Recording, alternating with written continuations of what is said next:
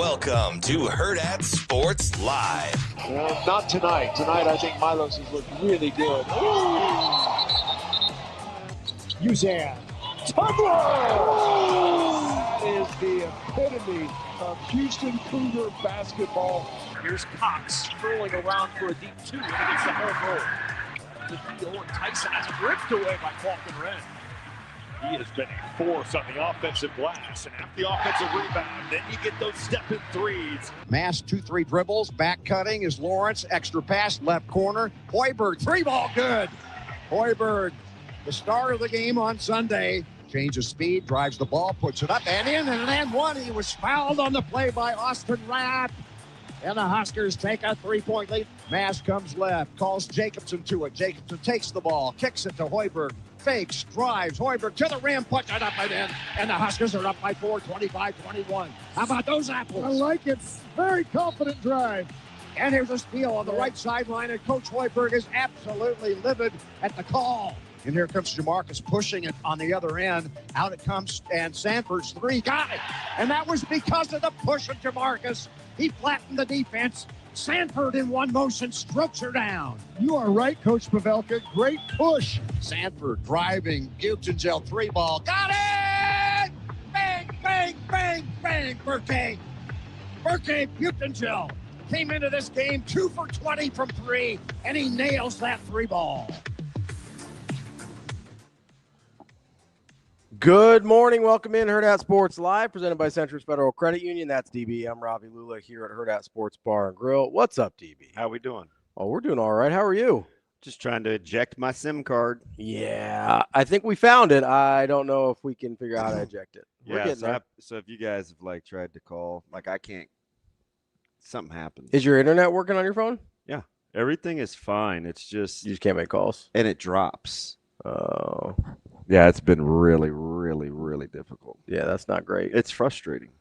I see you rocking the Mavs gear today. Yeah, big Mavs guy. I was with some Mavs people last night. I'm a big Mavs guy. We were, they had kind of their athletic partnership, appreciation thing or something yesterday. I got to see my boy, Evan Porter. What about Adrian? Adrian wasn't there. It was more the, Baseball? Learfield people. Oh, nice. So, Bree, who used to work with us, is Yeah. there. Sal, who, I don't know. Do you know Sal? Antonio? No. Banderas. Nope. Salvatore. I can't remember his last name. DeMarinis? Nope. Yeah. Does DeMarinis just look like he'd have a Salvatore in his family? Yes. He gives me Sal vibes. I think DeMarinis is pretty Italian. Matty gives me a lot of Sal vibes. He's got an Uncle Sal somewhere, and Yeah. it's like, Yeah, good. He looked good. He did look good the other day. I was happy Yeah. to see that. Yeah. Oh, why are you nice when he's not around? Well, I'm nice when he's around too, just not when I feel like he's being a bad friend, frankly. We're not going through this again. But no, I got to see my guy Evan Porter yesterday. Nice. How was EP? He was good. He had Did he have on flat front khakis? No, I think he was wearing joggers or something. He's kind of snappy. Yeah, no, Evan's great. I love it. Wow, you rock with Miller North, don't you? You just threw it through. Well, I do, but also Evan is genuinely a terrific dude. Yeah, he's a good dude. So he's. I feel like we liked Evan before Evan was popular. Don't you think, Shane? Well, I mean, I certainly did. Absolutely. I met him in 2001. Yeah, so you got me beat. You like those folks that gatekeep when people pass away. No, you don't. Evan's great. Why aren't the TVs on? That's the real question. Oh, they're on. They're just not on any channels. Why? Well, I got here late today, DB. Oh, but I thought your wife's out early. She's isn't her schedule different now? Yeah, it is, but we had some difficulties after she left. I'm not gonna lie to you. Was it the dogs? No, the Beaties was not cooperating. No, he said the Beaties. We had last night, middle of the night, which is you probably weren't. Last night we had actually watching this trash after the Wisconsin-Nebraska game. Yeah, so this was like 2:30. Which is San Antonio just putting it on the Lakers going away. This is a nice fourth quarter by Los Angeles. Yeah, that headband is entirely too thick too, by the way. But for who? I mean, who am I? For LeBron? No, Austin. Listen, Austin can do whatever he wants right now. I see. That's part of the problem. Part of the problem. Reason, to be clear, Correct. can do whatever he wants. Yeah, although AJ's fine. No, Austin's I great. gotta remind him to fire over those emails. Oh, for Tulsa? Yes. Don't make Sly Stallone mad at you. No, Walt said he and his wife would like to take me out to eat. Kowalski? He's not telling me where. No, he's the president of the Oklahomans for Nebraska Rotary fan club. Where is I've tried to look at a lot of restaurants in that area. But I don't know if he's going to be more OKC or more Tulsa. I'm staying in Tulsa. Are you familiar with him? Is he like, do you know him a little bit? Yeah, I do. It's the second engagement I've done for him. Now, it's been 4 years. Yeah. I'm just if he knows you well enough to pick a good restaurant for you. Well, he asked me if I had any dietary restrictions, so no. Okay. So as long as it used to swim, breathe, that didn't include photosynthesis directly. Yeah. I was fine. Yeah, I was going to say, so your dietary restrictions are no plants. Yeah. Nothing green. I had 2 hamburger patties with 2 slices of cheese and some. No warm fruit. No. No, but I do love fruit. No sweet meat. I mean, no sauce. No. Those are your dietary restrictions. Correct. Correct. That'd be about right. It's it's people like you that give eating a good name. No, That's like what you wanted to say. I didn't eat any shampoo or conditioner this morning. That's actually a bonus. That's a plus for you. Yeah, I'm proud of you. I have thrown in the towel on my mouthwash though. Zoe can have it. I'm going to get a real mouthwash. What? With the alcohol mouthwash. Just one with a little stronger. Need some more active ingredients in there. Yeah. But outside of that, man, I'm just enjoying. So 2 guys that I follow were on diametrically opposed sides to capping Nebraska's game last night, and they're both really, really good. Ooh, okay, I'm interested in this. Yeah. What? One play of the day was Wisconsin. He got it at plus 2.5. Okay. And my other guy was lock of the day was Nebraska minus the 1.5. I'll take it. So that would have been basically our discussion, because if you think Wisconsin is better, you go, oh man, they just gave me plus on Wisconsin, free money. My sentiment yesterday though was, hey, that line moved a lot. That's weird. Vegas knows. Yeah, Nebraska. Yeah. So I mean, once it crosses the 0, that's my thing. Yeah, if it crosses the one place, I will almost always agree with you. Yeah. If it crosses the 0, I'm not taking the team that started as the favorite. That's my thing. So I'm like, Vegas was on the wrong side of that one, and they paid the price because Wisconsin was at no point really functionally in that game. No, that game was over early. Yeah. And my man, he's gone from the affectionate nickname that I which one referenced him last year in our group text to back to Buchton. Oh. What? I mean, he was shooting like that earlier in the year. Yeah. He did knock down a big. I mean, it wasn't that like the one from the corner where he went ham. Yeah. Yeah. So at no point did I not think that ball was going into. Is that weird? It is weird. Sometimes it's a momentum of the game thing more than the shooter, though. Yeah. Like sometimes in the course of a game, you're just like, oh, this one's going in. And it doesn't matter who put it up. Yeah, I'm just going to go back to what I was harping on with Nicholas Allen. You have to see like that defense, that no middle. Well, we've talked, I mean, we've gone into this 1,000 times on our. So, you know what's funny about Nick talking about no middle yesterday? What's that? It was DeMarinis's big rant in the group text after the Creighton game last year. Whole no middle and, what they want to do and what Creighton needs to do. And I was just like, oh, we talked about it again yesterday. But anyway, Wisconsin couldn't throw it in the ocean. But Nebraska, just defensively, man, that stuff looks portable. Hey, Frager's nuts too, isn't he? So the couple things that I took away yesterday. Number one is Frager's the first guy Nebraska's had in a while, a local guy. And I felt the opposite of this a lot, where I was like, oh, that's a Creighton miss. Like, you know how many guys Creighton's had that so you look at and Nebraska fans are like. That recruitment is interesting. You're not super far off. They just obviously knowing Mac, but yeah, that's not a terrible take. Like, there's a bunch of them that Creighton's had locally that you're like, Nebraska, what were you doing here? And Justin Patton, or like, just pick a guy, right? And there's been a bunch of them that never even had offers. Like it was, and it's made Nebraska fans super mad, and rightfully so. The Braden Frager's the first one in recent memory that I'm like, oh, yeah, that guy normally plays for Creighton. We were playing with and against him the summer that he blew up. Yeah, but really good. We're just like, man, this dude is kind of pogo sticky. Yeah, we knew he'd had like this more skilled than he probably gets credit for. Yeah, this crazy shot selection. Like I'd watch him warm up all the time, and I'm like, he's one of those guys that isn't going to take any shots inside of 4 feet to get loose. Yeah.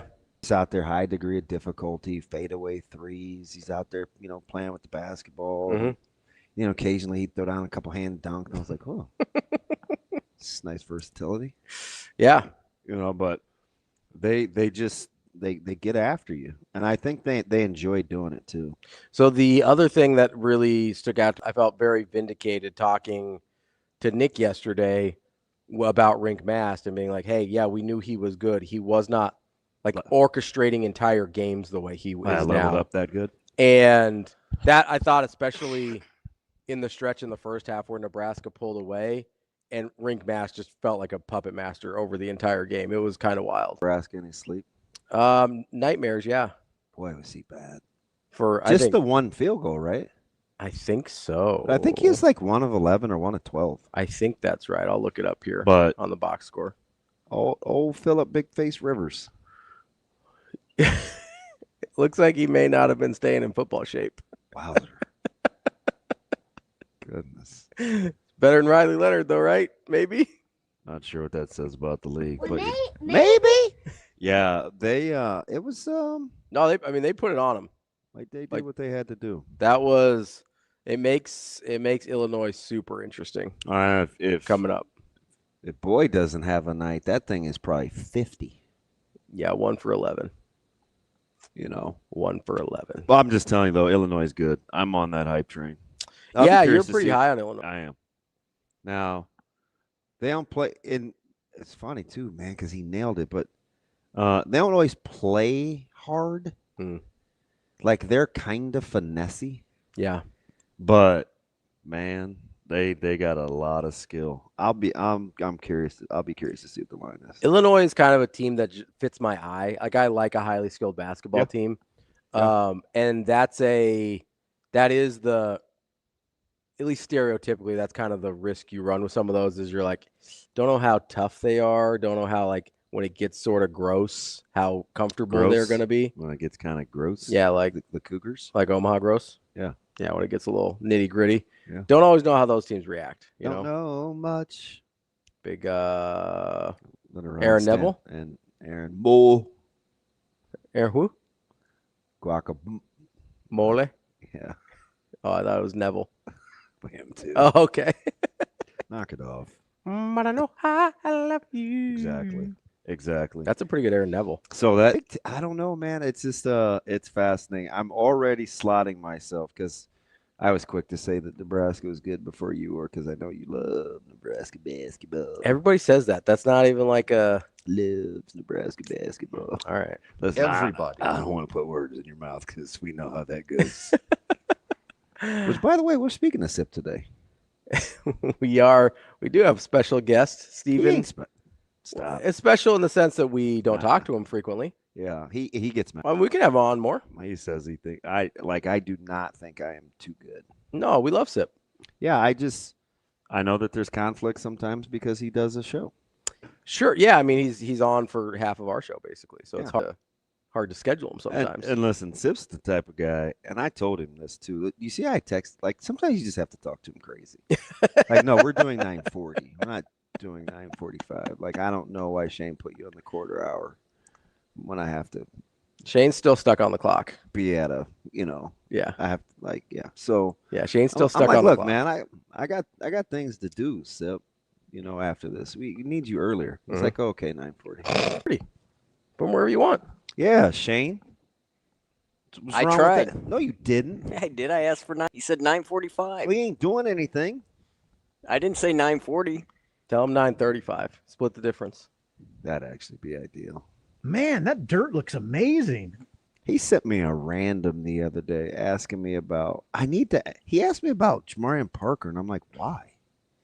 So I'm gonna ask him. Maybe because he hopped in the portal. You're just like, hey, No, we were just talking about plans to. like talent. Oh yeah. And I was like, this is kind of out of nowhere. Yeah. But then it turned into a fantastic conversation. He remembered that you liked him, like that you.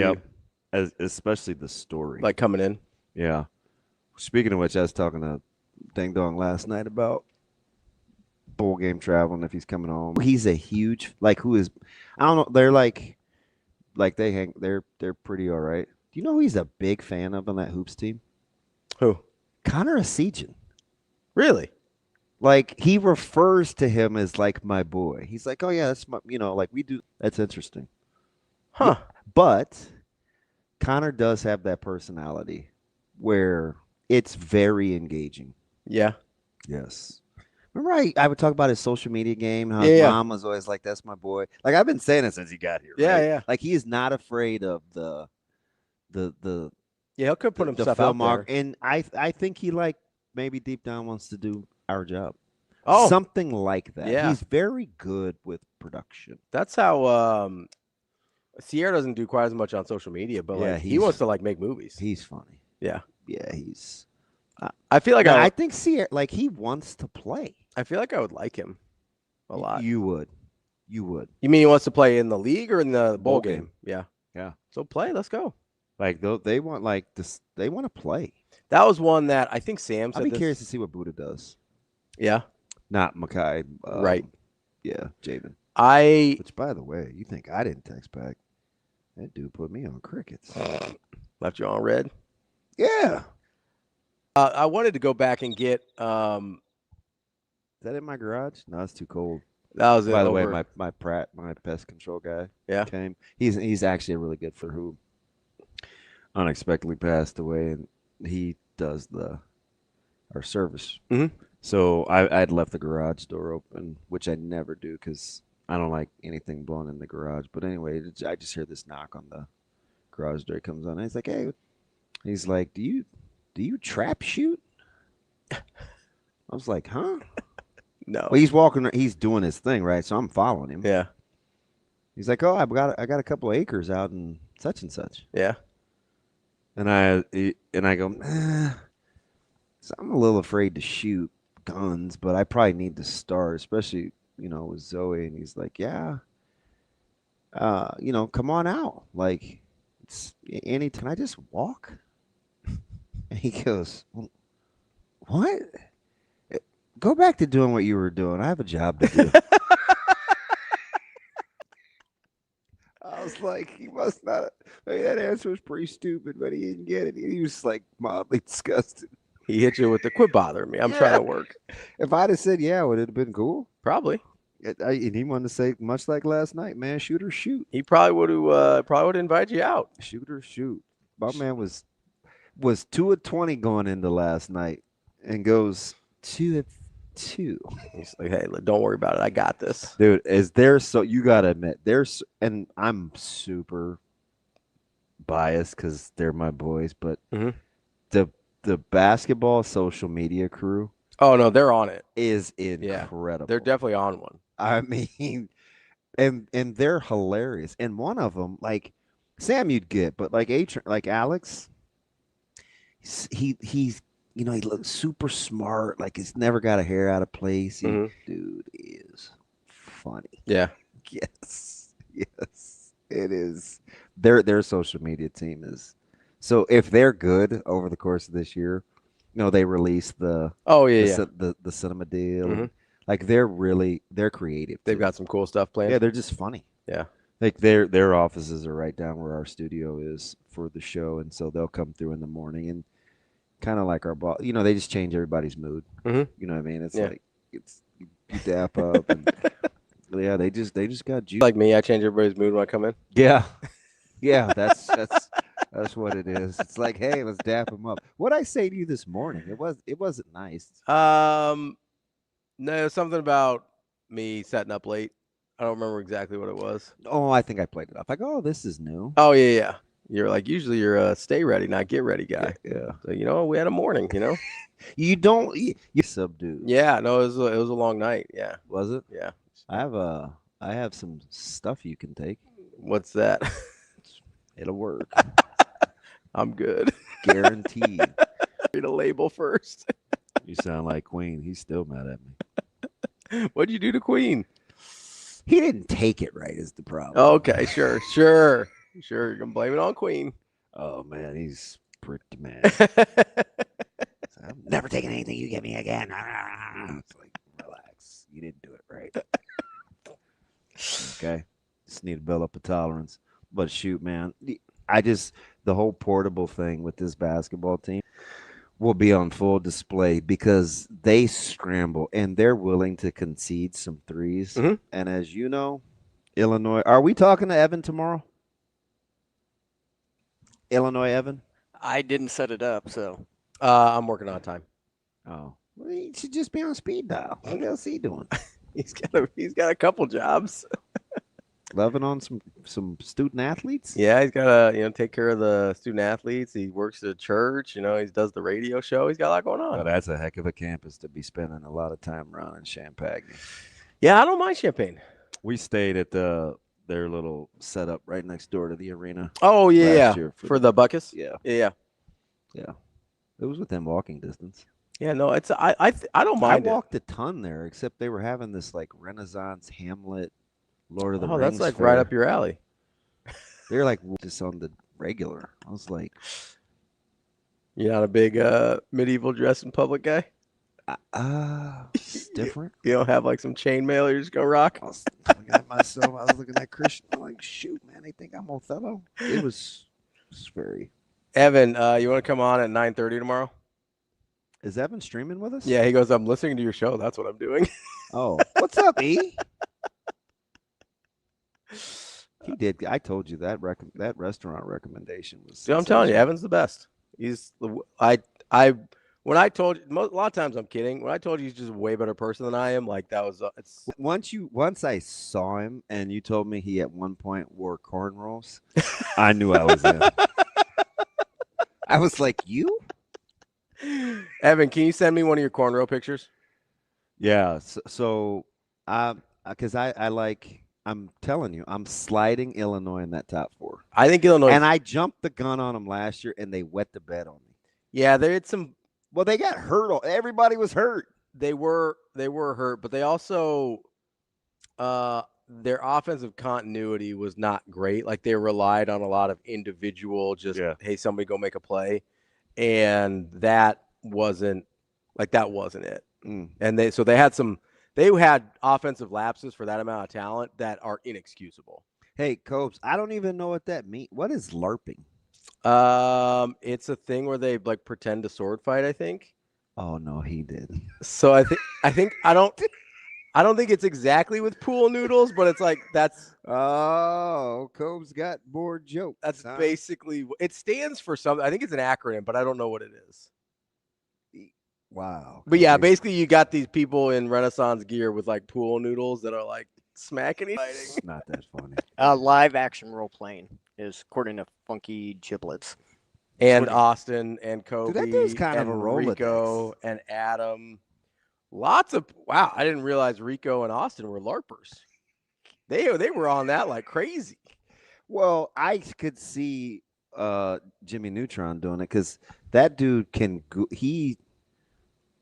dude comes up with some stuff in a hurry. You like ask a rhetorical and he's like telling you what it is. I'm like, this dude should be doing it. You guys never sword fight with your friends?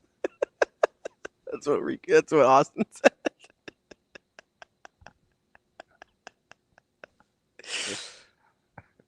No. Give them nothing. We're gonna go ahead and knock that off. Said me and all my homies in college always were sword fighting. Big frat guy. Dude said LARPing.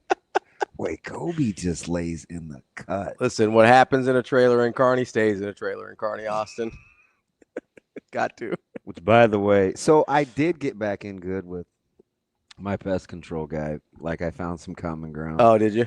Not over trap shooting, apparently. Well, I do think he was mildly offended that I said I would just walk, but he doesn't. He knows like I like peace of mind. Yeah. Like, I was like, oh man, I'll just come out there and hang out. And Maybe he's probably like, no, either we're shooting or you ain't coming. But maybe he was concerned that you would walk in a direction familiar. Like if you haven't trap shot a lot and you're not like real familiar with how it works, maybe he was concerned for your safety if you were just kind of wandering around. I was trying to find some comment. I was like, man, I think he thinks I'm kind of a square. I got to get back in good. So I was like, well, I am kind of an off the grid guy. Like there's these movies that I like. And he's no, right now I'm watching this movie. That is wild. It's giving me some Nick Wright vibes. Wow. All right then, Evan. I can't unsee that now, can I? Did I tell you how he introduced himself? We were on the same flight. Yeah. He told me that. Yeah, he just walked back and was like, hey, are you such and such? And I was like, oh my gosh, it's you. Yeah, he either texted or called me and was like, hey, I think DB's on my flight. And ask him what happened after he gave me his number. I texted him like 34 times on places to eat and go. I was like, hey, I know you're like coaching your little kid's game on the bench, but can you answer this question? He's like, hey, man, I'll take a timeout. Sure, no problem. No, he actually did, but that's what he had to be thinking. There's like horns blowing in the background and whistles. I was like, oh, I'm sorry. I didn't mean to interrupt. He was probably like, oh, no worries. Happy to He's help. probably like, that's your seventh text. No, that's not how he rolls. He's genuinely that nice. So anyway, I watched Shane. It wasn't developed enough. It probably could have been a little bit longer, but I watched Oh, you watching bad TV last night? Wasn't bad. It was in the middle of the day. Was it good? It was. His daughter was Tag. I like her as an actress. It's called Season Hunter or Seasonal Hunter or Mel Gibson. Something about seasoning. He's Bodie. He's Bowdie, and she's Tag. So if you just do the character names. Bodie Young? Yeah. I don't know if they did last names in that deal. Do they do that in movies? A lot of times. Yeah, so like they have like a full background character. It's a whole thing. Do you know Sylvester Stallone's last name? His first name in Tulsa King. So anyway, that's a movie I watched. It's only an hour 33 runtime. Really? So I did it while I was making Zoe and Micah's. I was pre-making their dinner. That's is it a newer movie? Yeah, it's like 2024, 2025. Oh, so it's definitely not very good. I think it's called Season Hunter or something like that. Hunting season. It is called Hunting Season. Yeah. Bowdrey. He off the grid, living off the land. I'm just gonna say a lot of Mel Gibson's. And he was like, "Yeah, I haven't seen it." Recent work, not great. Yeah, you guys try to talk me into not liking him. You can do whatever you want. I'm saying like he hasn't. I don't think he's done a good movie in a minute. Didn't we argue about him off air the other day? Mel Gibson? Shane? Him and Nicolas Cage. They're about the same. But for different reasons. Shane attributed some adjectives to Mel Gibson. I was like, is he really? Oh yeah, he had like a whole thing. Yeah, I don't know if he. That's why I sat out in the parking lot and I Googled. I don't want to. I missed that whole deal. Attribute his entire personality to a couple incidents. Maybe he was just going through a tough time. I don't know. But those incidents are. He aged like he is at one point played pretty hard. He's also. I mean, he's pretty publicly. He's got the red nose and the vein. I'm like, yeah. He's pretty publicly had some substance abuse issues. So if that was kind of in the time of his life, he was doing that. Still not great. Would love that to not have happened. It's a super believable character. I mean, not a high. But it wasn't a movie with a lot of depth. I'm trying to think. I'm trying to look for at an hour 33. I was entertained. I don't know the last. Honestly, he kind of stopped making good movies after like 2000. Like it's been a minute. What was 2000? That was The Patriot. That was the big one for him in 2000. That's the one where he's like running in the code on the trailer. What? And he's in the war. He's in the. I can see that image in my mind. He's got the split sons. Yeah, he's got his kids. Yeah, that one's pretty good. After the Signs was okay. I saw Signs. Signs wasn't bad. I've referenced Signs with Kyle Crooks in the water. He's trying to keep me away from him. Yeah, that's right. After that, it gets a little dicey. A lot of kind of weird, just random. Which, by the way, the 26th now. I thought you were leaving. I thought you were leaving 26 before. That was the 27th. I don't know. I thought you told me the 26th, but who knows? No. I'm super happy. Why's that? Not trying to get out of here?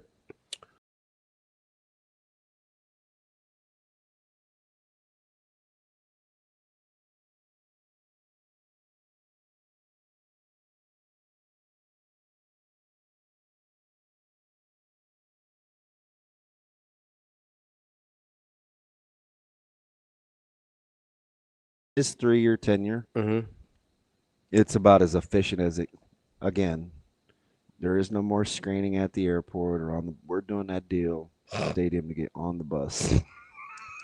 Like it's just evolved. Yeah, It's very much evolved. So I think part of it in my head too is I'm obviously aware that they fly and it's private and whatever.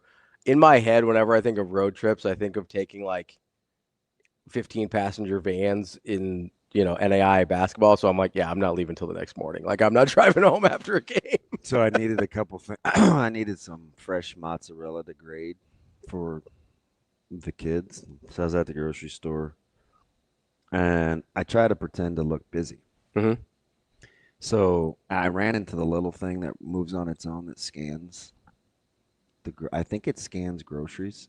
The little white thing that rolls around. I was like, oh, excuse, because my head was down. Where is this? I was at a grocery store. They have like a little robot? Yeah, you've never seen those things? Oh, Zoe's No. tickled every time we see him. But anyway, so I'm trying to look at my flight for tomorrow. Mm-hmm. Do you know my dumb butt? I'm like, I was gonna register because he booked it on Southwest. So you gotta like log in or like Yeah. So I can do that, right? The Mhm. biometrics. It was like flight confirmation number. I'm like, confirmation number. What? Why where would my confirmation number? But when the last time I had a confirmation number is that I flew somewhere? Ooh, it's gonna be a minute. Been some years. Yeah. So I had to go ahead and put the old phone away and said, I'll do that later. Did you figure it out? Or you still have I went back to an old email. Yeah, usually it's in like the first email of the booking the flight. Yeah. That's gonna be an old cut paste thing. 'Cause Yeah. I'm not. There we go. It's like When is the last time you flew commercial? Did you fly commercial for the Buckus thing? Mhm. Yeah, so there's one. Yeah, but I didn't. RAD did all that. Oh, he did all the. Yeah, he checked us in as a group the whole night. I didn't do one thing except rolled luggage. I'm trying to decide if I want to carry my carry-on. Oh. For this one? Yeah, I'm flying through Phoenix. Oh, they're going Phoenix to Tulsa? Yeah, you're gonna be on a plane for a long time. Hey, thanks. I can math it out for you if you want me to. No, I'm good. Probably like 2.5, 3 to Phoenix, then another like 1.5, 2 back to Tulsa. I'm good. You guys keep trying to cram Kalen DeBoer down my throat, man. Knock it off. You could have. You probably could drive to Tulsa and be there almost in time. So I looked at it. Yeah. But I'm leaving really. I'm not staying. Oh, very you're much like excess quick time. turnaround. But I thought about it. I was like, could I drive 640 by myself? Sure, I could. I think the big difference is just because if you're waiting in the airport in Phoenix at all, like you're gonna hit your 640 time wise. It's just a matter of like, it's not to talk do you about that. do you want to be actively involved in the process, or you just want somebody else to take care of it? Yeah, that's tough though. I'm working on it. Usually under 8 hours, I'm just gonna drive. I'd contemplate it if I wasn't by myself. It's a very Midwestern thing of me. Yeah, because I'm not like a podcast guy. I'm a music guy, so I could make it. Yeah, I do audiobooks on drives a lot. The only person I ever asked to travel with me is Brett. Yeah. He said no like the last couple times. He's apparently parenting and busy. Oh, I got stuff to do. Yeah, kids. I tried to get him to come out to the bowl game. Yeah. Yeah, but I think Parker wrestles on the 30th. Well, tell Parker he'll be fine. Nah, man, I'm Team Parker. I'm Team Parker. What do you think the line's going to be for Illinois, Nebraska? Illinois is probably going to be favored. It's at Illinois. What do you mean, probably? Well, I mean, I don't know. After you saw what Nebraska did to Wisconsin, it might make you double think. Yeah, Vegas screwed that line up. Like, would I take Jed? Jed is in fish. Sorry, you can keep talking. I'm multitasking. I would think. No, probably not. Maybe. Probably relatively small. I'd say like 2.5. Yeah. Like, I don't think it's going to be much bigger than that. Maybe. That line's going to be 6. You think it's going to be 6? 6.5. I don't know, man. Maybe more. If it's more than that, you should probably take Nebraska. Like, that's a lot. I'm 60 to the good. We haven't had a wager once. Yeah, it's been a while right now. Because I think you were up 80 and I got 20 back on something.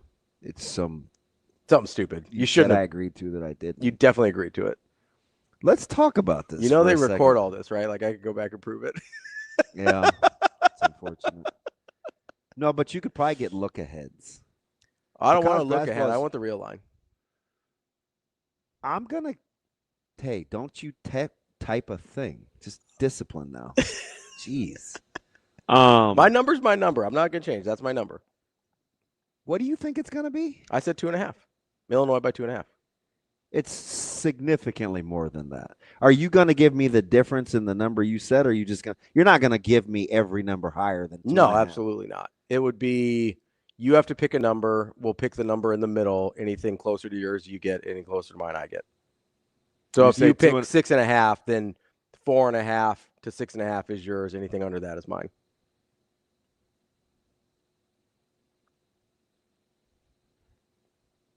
You're contemplating.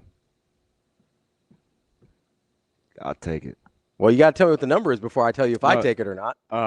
I'll say – I'm going to say 6.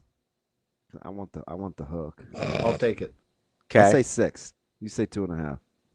I see you over there on Ken Palm. Yeah, I'm curious. I was curious what the number was. I mean, I told you what my number was. I'm not changing 2.5. it. Yeah. So you want 6? Nah, I want you to give me the 6.5. I want it to be even on each side. Fine. So above 4, 6, 8. 4.5 is a wash. Yeah. 5, 5.5, 6, 6.5, or anything above 6.5, you win. Yeah. I'll take everything below 4.5. Yeah. All right. What's Ken Palm have it? More than that. Yeah. They got it at. He's got it at 9. Yeah. It's 10, 11, it's 12. like, so that'd be $80. Still not enough for a good meal, but I'll get there. I mean, it's enough for a good meal by yourself. Yeah. I can't get nah. I mean, where are you trying to eat? I gotta wash it down. I mean, that alone's water. 14 plus water. You got to figure the protein's at least 45 plus. Depends on where you're going. That ain't. I don't want to have to do math in my head. If I'm eating, I'm eating. Just bring me the bill. I ain't doing that mental calculation. More like bring me if the I have bill. to do that, that means I shouldn't be there. You know what I mean? It's different when you're trying to calculate if your bank account's going to withdraw and how much money you are owed on a bet. Your free money. Yeah, that's a little different. Yeah. I haven't had pork chops out in a while. That always keeps me under a good number.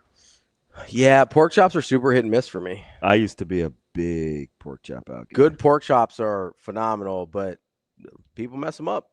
You said 2.5. Are you drunk? I think that's what I would make this line. I would make it 2.5. God, I can't. That's a free $80 for your boy. All right. Even though, I never do anything with You've it. cashed in, I think, once. We've been doing this for 2 years. And I think you bought me something. You You didn't even give me anything. I think did you pick up the food? No, I think I Venmo'd you. Did you? Yeah, I think No? it was in New York last year, I think. I think I Might Venmo'd have- you in New York might last have year. been. Because you're like, I want to eat something nice. And I was like, all right, here you go. Here's $30 towards your $300 meal. No, I think we were up to 80 or 100 again last year. Was it? Yeah. You get up to about $100 a year. Yeah, and it's time to cash in. That's a meal, man. I know. Do you know how much sushi that would have I bought was me? going to say, how much delivered to your room nasty sushi that would buy you? Yeah, and I'm on Dash Pass too, so it's all food. I'm not paying any fees. Man, I'm not delivering sushi. I'm eating sushi there, or I'm not eating sushi. I saw Shane, your grocery store that we were talking about, all the ready-made meals. Yeah. They have a big DoorDash sign above the. Oh, yeah? I'm like, you can DoorDash meals to go. You can for DoorDash that? like groceries. No, I do. Yeah. No, I Instacart. Oh, yeah. Yeah, I DoorDash food. I've never DoorDash groceries. Yeah, I haven't either. I had one of the delivery services for a while, but I don't do that anymore. Dude, in State College, I take advantage of Dash Pass. Do they have grocery stores in State College? Dude, I DoorDash $6.07 worth of food.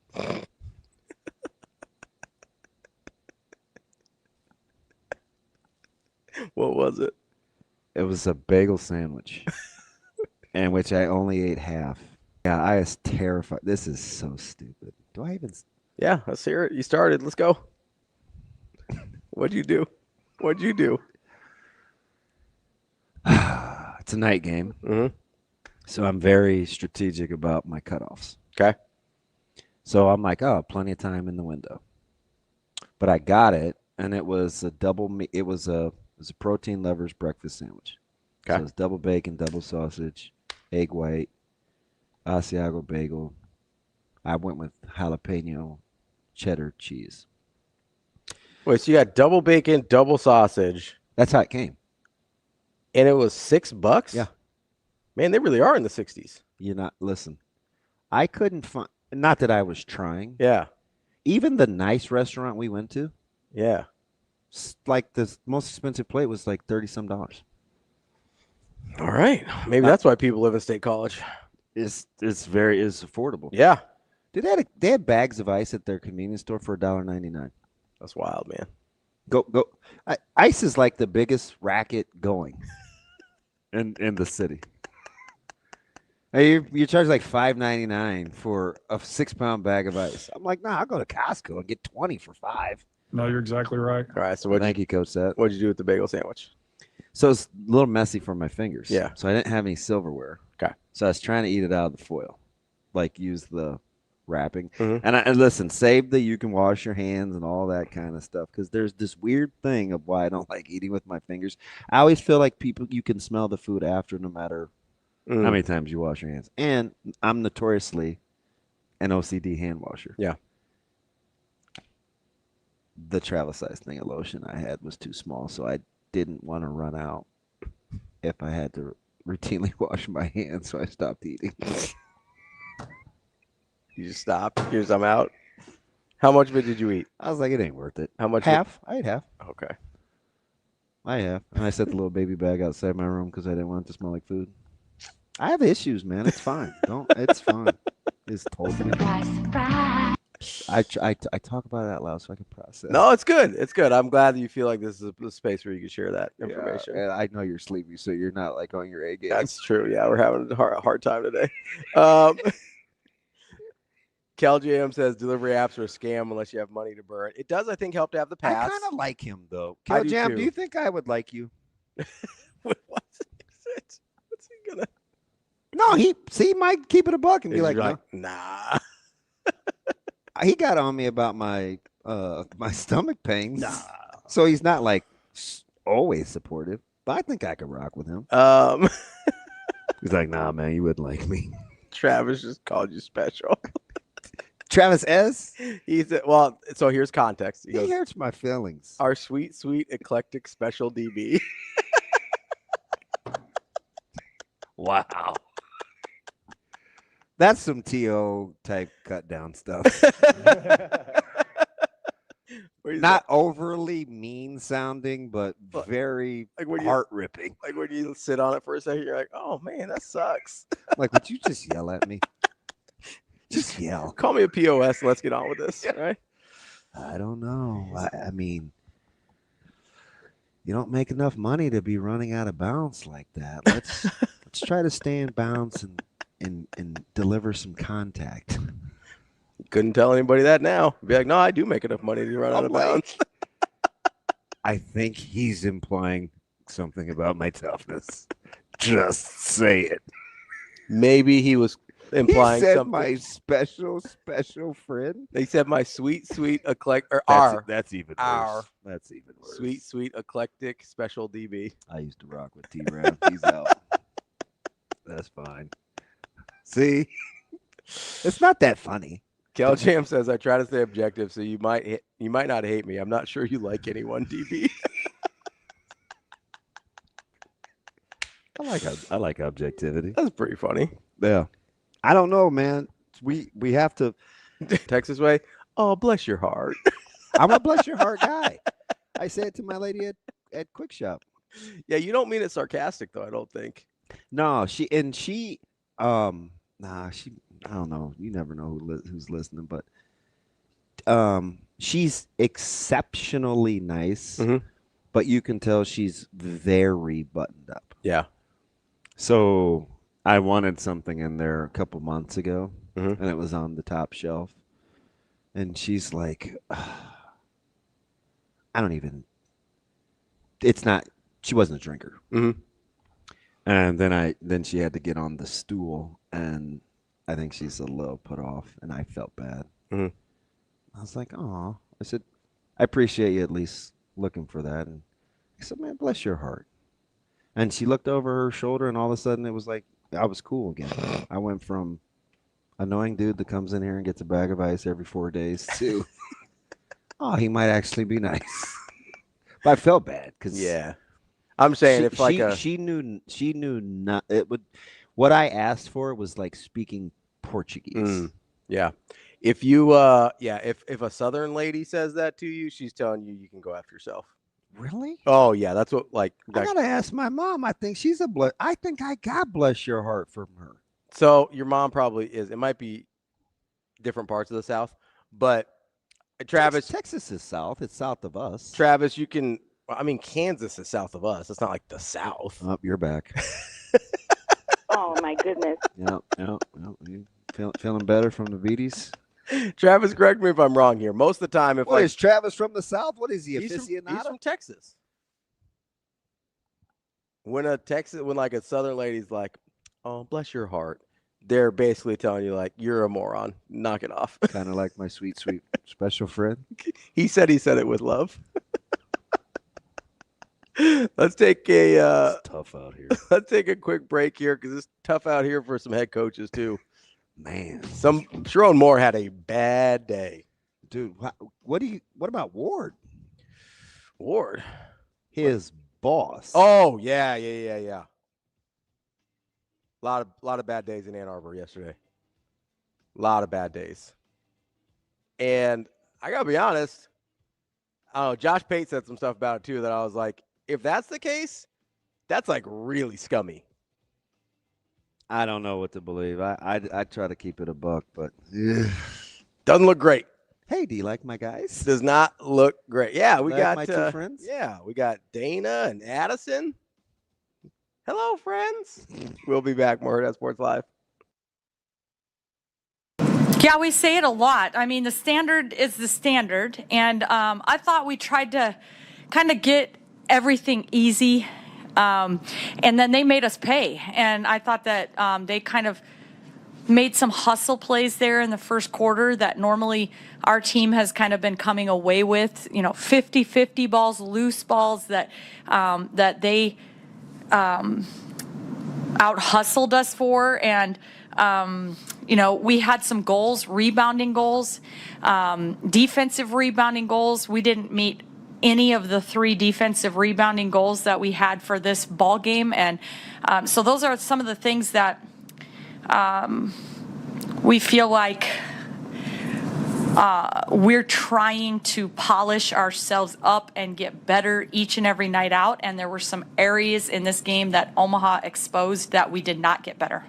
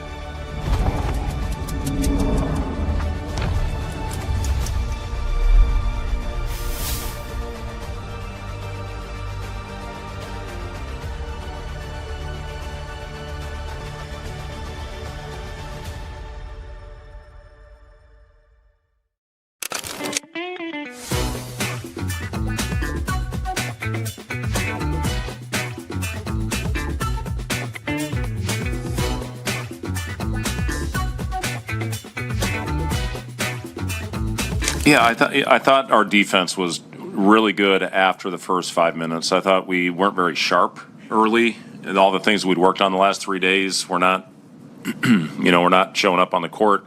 And then we started getting active. We had 0 deflections in the first 8 minutes of that game, and then once we got our hands activity going, that got us out in the break. That's what fuels everything with our team. And the energy in the building was off the charts. The last 2 games, and you look at Creighton and this game tonight against Wisconsin, that's exactly what we need out of our crowd. And our guys they feed off that energy. You know, that BK was unbelievable. The way that he went out there, that block when he cut his mouth was really impressive, and it was great to see him knocking down those shots. And it started with his free throws. I think he made his first 4 free throws, and then was able to knock down that corner 3. And I thought our guys' movement on the offensive end, it was really Jamarcus that had great pace.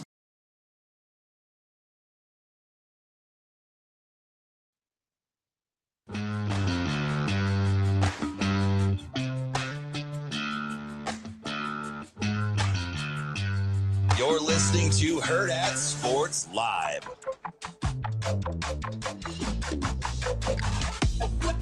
Welcome back, Hurrdat Sports Live. That's DB. I'm Ravi Lulla here at Hurrdat Sports Bar and Grill. We've got a lot of bless your heart experts in the chat here. I'm riding with Cactus Jack. Amazing Daniel says it's like a verbal condescending pat on the head. Heather says bless your heart is absolutely a Southern diss. So the go after yourself might have been strong, but I was in the neighborhood. Well, look at Cactus Jack. I know he might be from different parts. He's Texas and Tennessee, and you heard his voice. He's even got the twang and the drawl. Travis says when a Southerner or Texan says bless your heart, it's with a nice tone, but it is not a blessing. TK says I'm a Southerner according to DB. That's according. Okay, it needed context. That's fine. That's fine. So apparently, somebody's saying that they say it both seriously and as sort of a derogatory. That way you can never tell which is which seems fun. Do you know who that is? I don't know who that is. Might be the feds. Oh, never mind. Well,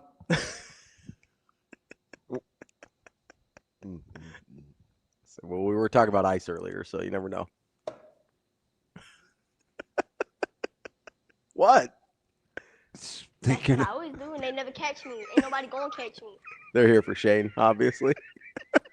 Hey, that's the sequence. You're incredible. Agent Wyatt says, I'm Southern Korean, and I agree.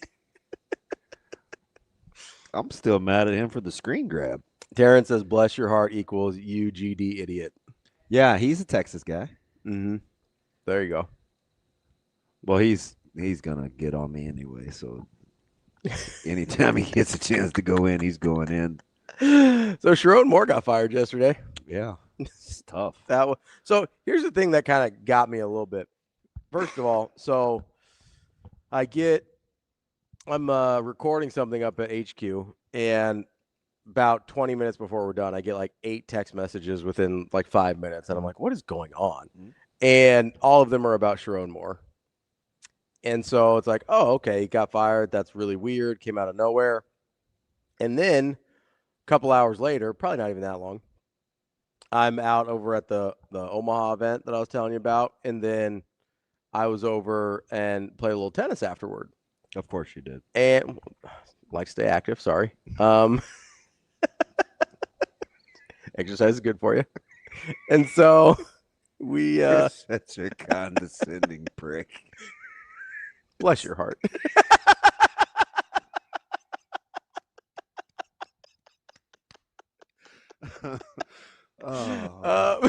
And so I'm over it. I go and check my phone during a little water break, and I people are texting me. They're like, this Sherrone Moore thing is like jump the shark. They're like, apparently he's been arrested. And I'm like, what happened? I was gone for like 45 minutes, and it went from fired to arrested, and I had no idea what happened. So I'm like on Twitter trying to figure out. How long is the drive? Long drive for Sherrone Moore, apparently. 45 minutes, probably. No, not quite. Maybe to go out skeet shooting or whatever you were trying to do, but it's trap shooting. Sorry. Yeah. Trap shooting. I walked around. I was like, what? Go back to doing what you were doing. Sorry, Jeff. The thing that got me was, so I'm scrolling through the internet and Twitter and whatever, trying to catch up on all the details, which it seems like we actually don't know that much outside of an inappropriate relationship with a staffer, right? And then he was arrested for that. The rumors have varied widely. Yeah. And so I I honestly don't even really feel comfortable trafficking in that part of it, because some of the stuff is like obviously super duper serious that is alleged that he got arrested for. Some of it is less so, so I don't even want to get into that until we know something. He was arrested yesterday. We know that. But Josh Pate yesterday, he had put out a little video. He put out a little video that that people have known about this at the minimum for several weeks, and that they were kind of waiting to see if he was going to lose enough down the stretch to do this anyway, and then he didn't. And then they were like, well, we'll just wait for signing day and then go from there. Which, if that's actually how this played out, that's the word manual part I was talking about, is super duper crappy. Yeah. And super duper scummy. Like, that is about the worst way you can operate, because when it first came out, I was like, yeah, if they liked him more, they wouldn't fire him for this. Now that I don't know. Like, that's a strong It might be, but that was also when I immediately heard what it was, and not later until it started coming out. When I immediately heard like relationship with a staffer, I was like, if he beat Ohio State this year, they maybe don't. Maybe that doesn't happen right now. I don't know. That's me being cynical and whatever. But then when I hear sort of how it played out, I was like, cynical kind of feels like the right tone here in terms of how Michigan handled this. Because it does seem like, I think a lot of times when we hear for cause or fireable offense, fireable and fired are not the same thing, right? A lot of people survive fireable offenses. 100%. So to me, like, I didn't think it was a huge stretch, especially if Josh Pate's right, and this is not something they about and had. I mean, I know there was an so most of that stuff was coming from Michigan people. Yeah, right. Yeah, about Ward Manuel. So, like, to me, if that's the case, I don't think it's a stretch to say, yeah, if they liked him more, they wouldn't have fired him for this. Because all the stuff that happened after the firing, I kind of have to separate, or whatever we think happened after the firing, I kind of have to separate from the decision-making process to fire him, right? Unless there was some of that type of thing going on beforehand, which, again, I don't know. Well, you're not operating under the assumption that there was like this critical moment? No, I think the critical moment was that they had something to fire him without having to pay him, and enough boosters. I mean, there's a rumor that like Larry Ellison's wife is like, I'm not writing another check until he's gone, right? And I don't know if that was because of his behavior or because of his performance. But you would have known that before. Right. But it doesn't, like, Michigan seems like one of those places, and maybe I'm wrong here, that they don't want to feel controlled by their booster, trying to see if they could ride that out or try and convince her like, hey, no, Sherrone's the guy or whatever. Or maybe they were trying to get their ducks in a row so that they could fire him for cause instead of. But again, you beat Ohio State and people probably feel differently. I don't know about that. Maybe, I don't know about that. I mean, that seems a little sensational for me. Maybe, I don't know. I mean, maybe. Like I'm probably being too cynical about Michigan's decision-making process, and I don't want to sit here and like pound the table on something that I think is definitely an opinion and pass it off as fact, right? Like, I'm not trying to like, there is absolutely no doubt that if they beat Ohio, and it gets a little glass housey, you know what I mean? Sure, like, yeah. Like, and so, and listen, I know for a fact that guys have survived scandals or whatever, and a lot of it is to do with the degree in which you've enamored yourself with boosters and admin and fan base, and B, and maybe I put this in the wrong order, how much you've won, right? Like, the winning takes care of a very large range of fireable offenses before they will actually thing though. And I'm just piecing together, I don't even know if I would call this deductive reasoning, but certainly a degree of context clues. Mm-hmm. If what's alleged in terms of his reaction afterwards, yeah, okay, like the situation didn't change, but the dynamics between the two. Mm-hmm. Yeah. So what happened? You know what I mean? Yeah, no, that's fair. That is fair. That's where I kind of go back to the Josh Pate of it all, where it's if he's right and nothing did change, they just thought this was the most advantageous timing for them, then nothing had to change, right? They knew this was the thing they were going to do for a while now. And so they could have done it right after Ohio State. They could have done it before that. You think maybe Sherrone Moore is aware of this? I don't know. Because if you're right, and he still has the reaction allegedly that he had, yeah, I don't know, man. That's a long time to think about losing your mind. Although maybe that doesn't happen until it actually happens. So yeah, maybe you don't think it's real. Maybe you think you can survive it. The other thing is, so it seems like that everything came to sort of a head, according to reports from Pete Thamel and Dan Wetzel. You ever seen news break like that? Not sports news usually. When Schefter was like, me, Thamel. Yeah. Who else did he put in there? Was it Nakos? No, it was Wetzel. Yeah. Nakos was from On3, was doing his own reporting at the same time. But like Schefter. Yeah, well. Included the three of them in the social media posts. And it's like, weird to see Schefter breaking college news, but he's a Michigan guy, obviously, and I'm sure he has really good connections there. But it seems like through the reporting, it seems like the breaking point was all the other coaches having a meeting yesterday without Sherrone Moore. And I think maybe that's the thing where you're like, oh, this is real. I'm losing my job over this. Yeah. And not saying he shouldn't have, just like his thought process. And that's where he loses it, where he sees all the other coaches meeting without him. And he's like if you're Sherrone Moore and you've gone through this and you're probably, let's be honest, would be totally natural if you were a little bit insecure about the Biff Poggi situation because it seemed like your team played better when he was your head coach. And then you walk into a meeting, you know what you've been doing. You walk in on a meeting that you're not a part of, and let's say Biff Poggi is leading that meeting. Like, that's probably enough to be a breaking point if all this other stuff's going on. Yeah. That's such a... I mean, it's a super hypothetical. But it's not a huge leap from the reporting, is my point. Yeah. I'll ride with that. So if you're asking what has changed, maybe that's was the catalyst to go from not having this sort of reaction to, but it's also entirely possible that nobody told Sherrone Moore that he was possibly going to lose his job until yesterday. That's also on the table. Yeah. Yeah, 100%. Administration may have had this whole thought process, and Sherrone Moore is just sitting there thinking he's fine and thinking he's continuing to get away with this because this doesn't sound like this was a short-term relationship. Right. So he's probably thought he's gotten away with this for a very long time from both his job and his family, I guess. So if you've thought you've gotten away with, you can get arrogant in those situations where you're like, I'm never going to get caught. Yeah. Those are just things that happen, whether it's something like this or anything where you're just like, I've been, criminals do it all the time. It's I've been running this Ponzi scheme for however long. I'm never going to get caught. And they go spend money and they're stupid. That was half my job was catching fraudsters that got arrogant.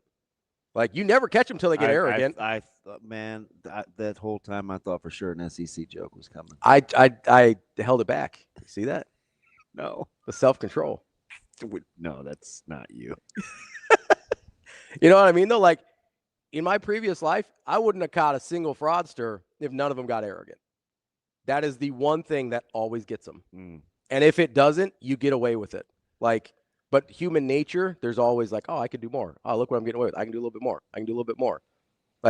Almost no one has that, regulator to stop at enough. Often. Yeah.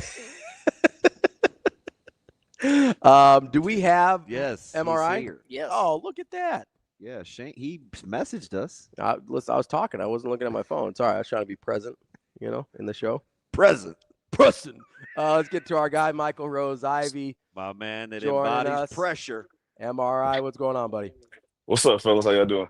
Good. I was off the top. I was going to think of a government name, and then I was like, nah, it won't even sound cool. I think I'll just stick with MRI. I caved. I have 0 stones. MRI. I was like, oh, I'm gonna come with something funny and creative, and then it was up, fellas, and I was like, oh damn, I'm just gonna go with MRI. The kids call that aura these days. Boy, you're just full of them, aren't you? Boy, we got to spend more time together. My man is quick. Man. How's the environment as you get ready to start the off season, man? You patrolling the hallways, man. You feeling good? Yeah, I mean, the season was the season. We ended up losing to the eventual state champion. So, I know about that. Yeah, I mean, so it's not necessarily the hardest thing, to swallow. I mean, they're a good team. They had a kid. He ended up breaking the Missouri State championship record for rushing yards, 41 carries, 459 yards rushing. Wait, what? Yeah. 41 450? Man, I think it was more than that. It was like 479, but yeah, Is there anything worse than like a 10-yard per average and you have that many carries? Like you're just it was tough. We had them in the rain. Little weather. We beat them early in the year, but they had started 0-4, and their head coach changed the whole offense, went to pretty much a wildcat, man. Just 3 guys basically getting about 60 carries a game, and just toting it. So it's so demoralizing. He ended up being a teammate, Clinton Childs. We played North in high school, and he had like 35 carries for like 270 or something like that. And I don't know if he had a run longer than 30 yards. I mean, it was just like, and those are the worst, right? It's like, oh, shoot, another 20, 18, 9. Like, would you just go ahead and break one? I would say, does that feel worse than if somebody just drops like 60 on you? You're like, man, it happens. It was so workmanlike, and he was physical too, so it was miserable. But the 40-some for 470-some. Man, yeah. You see that box score, it's like he has 41 carries. I think the next closest guy has 6. Yeah, I did a state championship a couple years ago, and I think it was a record. Was it 60 carries for like 481 maybe? Oh, yeah. Or 55 for like 479. It was a lot like that. Yeah, very demoralizing. With like a minute to go too in a blowout. So that was yeah. To watch. Anyway, on to happier things, man. Let's talk. What would you like to start? You want to start O-line, decision-making, style of play, or get into Coach Rule's press conference when he talked about things like I watched the tape. The tape jumped off at me. Where you want to start? That's a lot. We can start with the defensive I guess coordinator and kind of defensive line shift that we're seeing. So ultimately, what do you think was if you had to like sequence the undoing of such a swift decision, where do you think it started? Mid-October. Minnesota? Minnesota, mid-October. I think, that press conference, I actually went back and rewatched it. The press conference. So you. Yeah, he was disgusted. He was disgusted, and I think it was one of those things where maybe, the preaching of, one of us. And I think when you're trying to build a culture like he's trying to build, when you sense, right, there may not be someone that's one of us or may not be all the way in the way you feel like it needs to be. I feel like it probably just crept up on him. I mean, not crept up on him, but just stayed in him and kind of grew even more and more as the season went on after the comment. But, I just feel like we talked about, I think even just structurally, there was a disconnect, right? We talked about run fits with pass coverage and how we're boxing, spilling, all that stuff. Not even get to the semantics, but you can just tell that there's an inconsistency there of how things are being, played. And again, I was always under the impression, with Butler, how much, and I kept saying it was my way of saying it, like can't wait till the spring to see kind of what is Butler's defense truly, because I never really felt like this was his defense, right? I felt like he was, given something to kind of continue on and try to improve upon, or try to, even keep it in a level reasonable for where Tony White had it, especially with the run defense. But also understanding the personnel and things we had coming back. So I would say, I guess, definitely, around Minnesota, around that time. And it could have been earlier. I think for him to go out and publicly say, I think maybe there could have been some senses of it earlier, really not feeling like the guys are getting put in the best position, or even it just sound like giving the confidence on Monday through Thursday or Monday through Friday type of thing, to where the kids feel like they're ready to go and they want to go play hard for you. So, and obviously with all the talk of Aurich, it sounds like he's a guy that, brings the energy, builds groups, as far as units on defense, and has them playing together. So the hire, in a sense, to me, it's almost like a Bo Pelini to Mike Riley, in the sense that we want to make sure we have a very concise, clear change of philosophy of how we're doing things. Right? We want to make sure that the image of how we do things and the optics of it, just by who is in charge, right? That you should know, hey, we're doing things a little bit differently, or a lot differently, honestly, if you think of the spectrum, if you think of that comparison. So I think it definitely was way less anything about scheme, schematics, what Butler could put together game plan wise. Something about on that second floor, that third floor of the coach's office on a day in, out basis. I don't think Rule saw, him maybe as, being one of us and fully bought into how he's trying to build the program. And you got the head, the headset, you got the right to make that call and continue to try to get the right guys in the building to build the program the way you want it. You said something I think is interesting. I touched days in passing because it just started to click. I don't know. It was either Sam or Brian Christopherson that got my wheels turning. But, everybody harkens back to, because I think you and I agree, you stop the run with effort and toughness, right? Like that's number one and 1A. And in 2023, everybody talks about, oh, man, remember how many helmets and hats they had to the ball? And Nebraska was such a good tackling team. And right. So, and I go back to year one. I'm like, okay, so what was it about year one? All right, you get Knighton and Coop. They've worked together. Tony White has a clear vision. It's a very simple scheme, right? They didn't do a ton. So it allowed you to play really, really fast, right? Just do this, right? Solve problems with aggression. Then year two, it was, okay, we have a few more guys back. We can do a little more. So you saw a few flashes, right? Tackling wasn't as good, but you also added more to the plate, which maybe can slow down processing. So if you're right and you're thinking year 2 to year 3, all right, we were pretty good against the run, didn't give up a ton of points. Let's work on getting off the field on third and longs, which is why I think they incorporated so much dime this year and really focused on the pass defense, and some other things got away from them, right? Right. If you're right in terms of, I wonder if we just wanted to build on, and in year 3, because remember in those early press conferences, Coach Rule said, to John's credit, we can do a little bit more because this is year 3. And before he decided on a new defensive coordinator, he talked about how many of the principles that he liked from Coach White's defense. Right. So, which would lead me to believe you're probably right in that the evolution of it.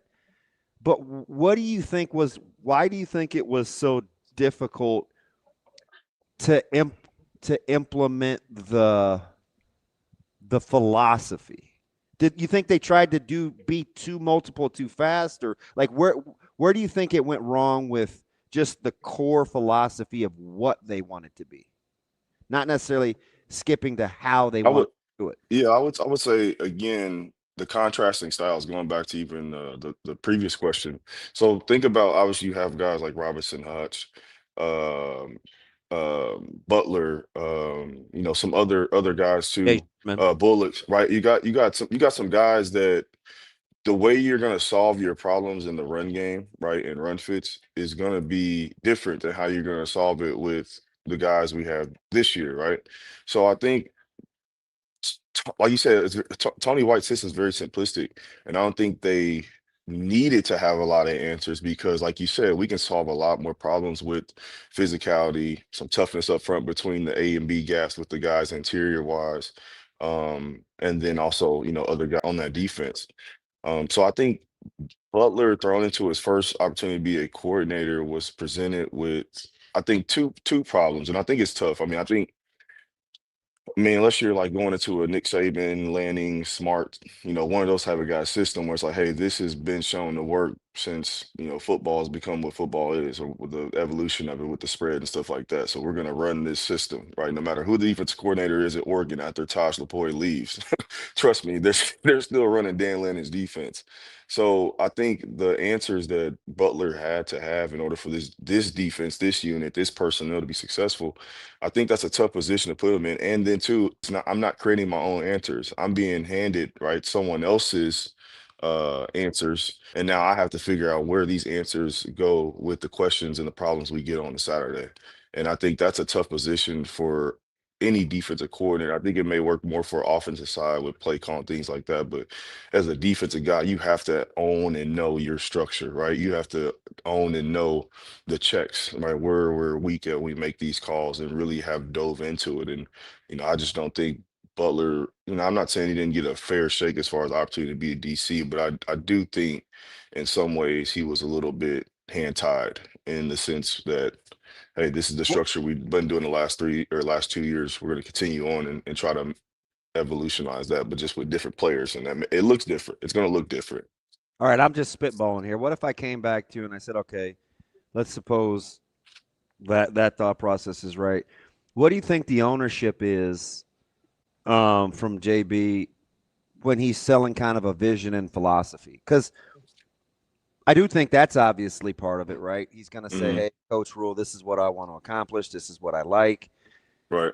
Because I don't think is going to say, hey, just do this. I think it might have been more like, hey, what are some pieces that we can keep versus what you want to add to? So if you're if that happened, at what point do you think, like, what would be the barometer if you're still trying to sell a vision? Are you just looking at if guys are playing hard, if you're regressing, is it both? Like,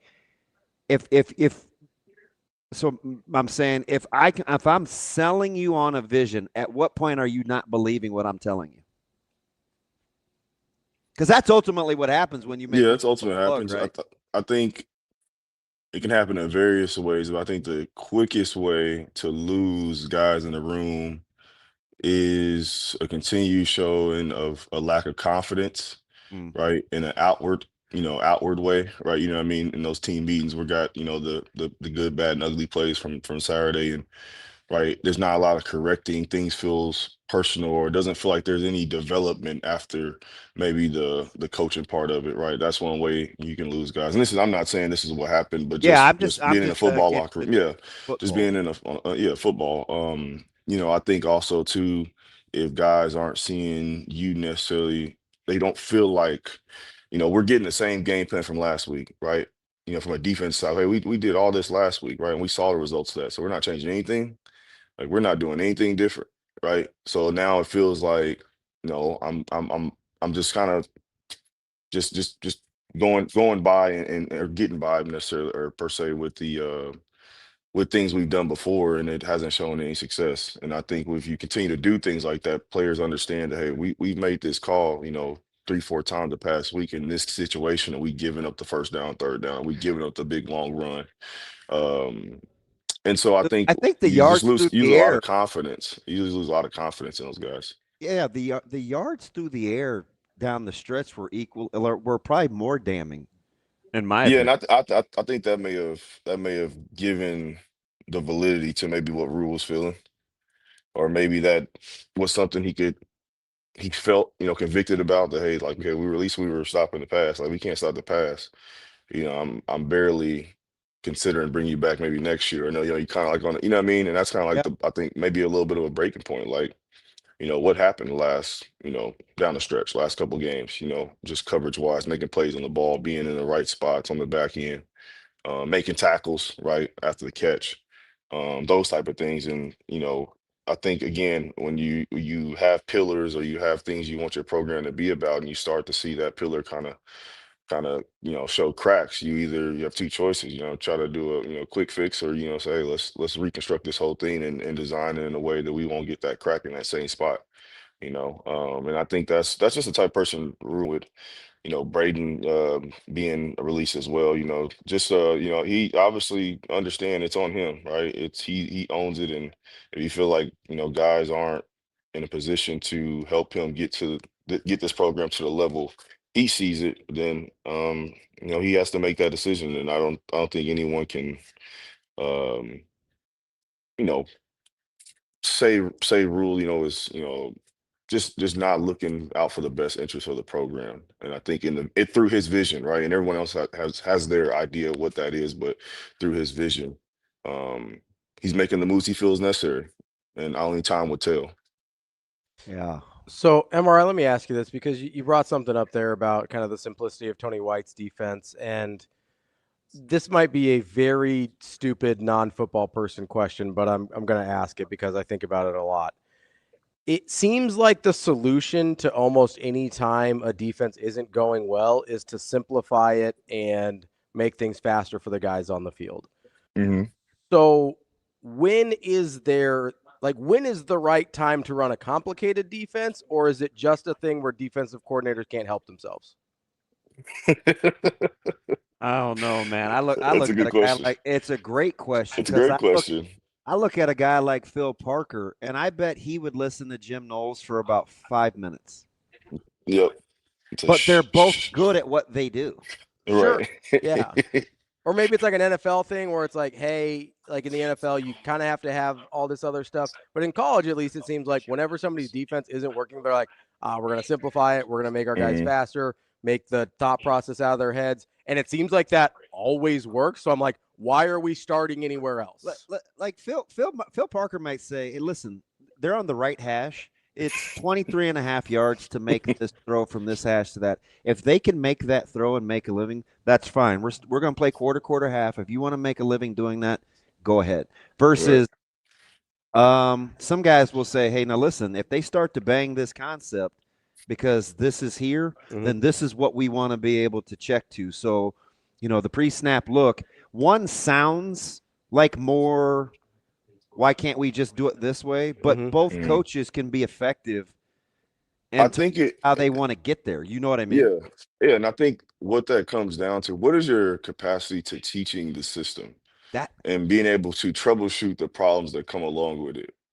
And I think that's where, offense coordinators get in trouble with that, defense coordinators, like we're just grab bag. I'm grabbing what I feel like, I've seen works in other situations with other people without taking the time, right, to actually study it, right? Let me see the positive clips of this play. Let me see the negative clips of this play. Let me see the indifferent ones, right? Let me see the different structures I'm getting the teams are using to stop this, right? And that's how innovation happens, right? As far as with football. So I think it's very important, and that's why I kind of, again, not taking anything, removing any blame per se from Butler and the defense's performance this year, but again, if you don't have the capacity to teach that system in its fullness and like within everything, you're hindering yourself, right? You're playing with one hand behind your back tied up, right? Because you don't know necessarily what the problems are going to come from you playing, a bare front, right, and slanting your D line to a certain gap, been fitting the linebackers based on how maybe Tony White wanted to fit it, but as you're looking at it, maybe it should be differently, right? And how you're going about that process to get there on throughout the week is important too. But the capacity to be able to teach a system is important, and it has to be something that you talk about. Knight and Coop having a relationship.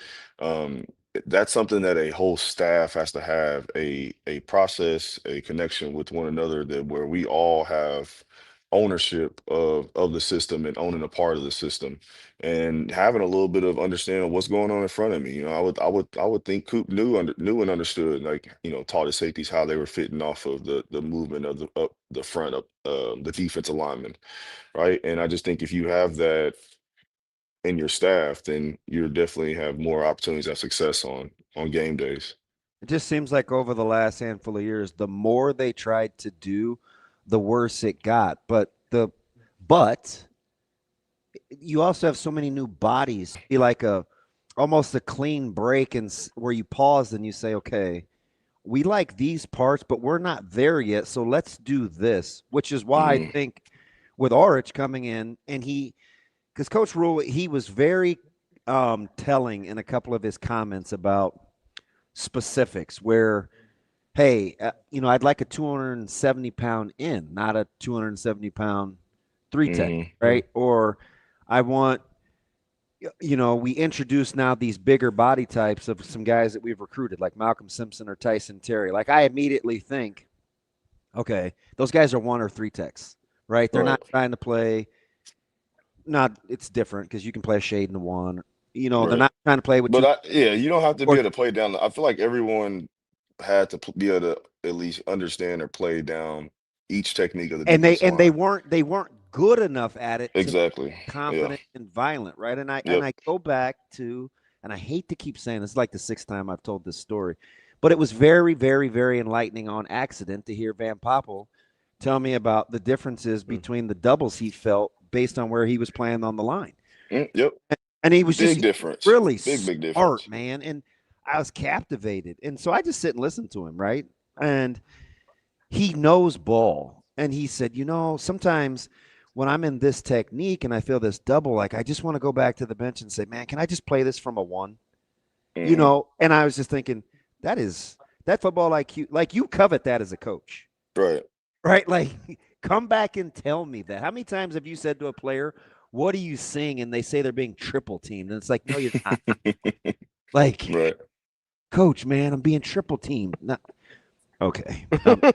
Scratch that question. I'll just go watch the iPad. But you want that kind of feedback from a player. So and this was on the heels of, I told this to Ravi the other day. A guy asked me at a talk I was in Nebraska City. He was really familiar with, he's a big Chiefs fan. And he's like, do you think our guys tried to learn too many positions being too versatile? Like almost never got good at the one thing before. Jack of all trades, master. Yeah. When Ari would play in a 3, then we could be in a wide 9. Like, it's cool to be able to do. If you actually can if you're do polished enough at one thing to do. Yeah. You know what I mean? So I think when he's describing the simplicity of just attacking, I think those are the roots that he wants to go back to as a defensive guy, right? Like not overthink it. Just play fast. Yeah, just play fast and again have guys master a single position or just single position. Not even, I mean, you say position, you're still, if you have to line up in a 1 through 3 if you're on the inside, but I think it's more about you have a system now. It's finding the body types, right? Again, you talk about going back to a 270 end. Think of a Jay Anchor. Like, we had those base type ends, right? That were going to play towards the tight end, is going to be able to handle a tight end and tackle a double team. And then you have guys on the backside like a Randy, right? That can get off with the that could be backside tackle. That could be a Wanari playing opposite Dylan Rogers, right? For sure. Right? You know what I mean? Yeah, for sure. That's I can definitely see that. Opposite 235, right? That's an under 4 down kind of front look. Right. But I think the interesting part for me, at least once I see the system, with Nebraska is what do they do with that third safety, that 5th DB, would that be in the slot? Would that be a true nickel, right? Is it going to be a true nickel guy, true cover guard? You're trying to go, are you going to play still a 3 high structure there with those guys? So that'll be interesting to see. I watched a couple of games as much as I could of San Diego State's defense, and one thing I do appreciate, I don't know how, again, how much it translates, but they play fast to their fits, like at all, on the second and third level, and I'm hoping that's something that can translate to Nebraska with their guys, because it seemed like they were just seeing everything, and if you're seeing and you're moving that fast, there has to have been a preparation, right? The process of preparation when you can trigger, you're either like, I watched Rodriguez from Tech. I don't know how he's going to test. He doesn't strike me as like this elite level athlete. But one thing I do know, he's free to be, you talk about free to be me. He's a cloudy, clear, see it, fit it. Like, those guys look like they're playing fast. Right. You know what I mean? And so when I watch SDSU and guys are triggering from the 3rd and 2nd level, they either have really clean rules or the defense is in such a way where it's very sequential. If he does this, then I'm doing that. You know what I mean? Yeah. So because I mean they're fitting now. There is no There's no lateral shuffles, right? I mean, these guys are playing at 45s downhill. Right. Yeah. They're taking good angles too. I mean, it looked it need those guys maybe a little bit more athleticism, especially at the I think up front and the interior, just with being smaller guys. And um, again, how do they recruit into the system now in the Big Ten?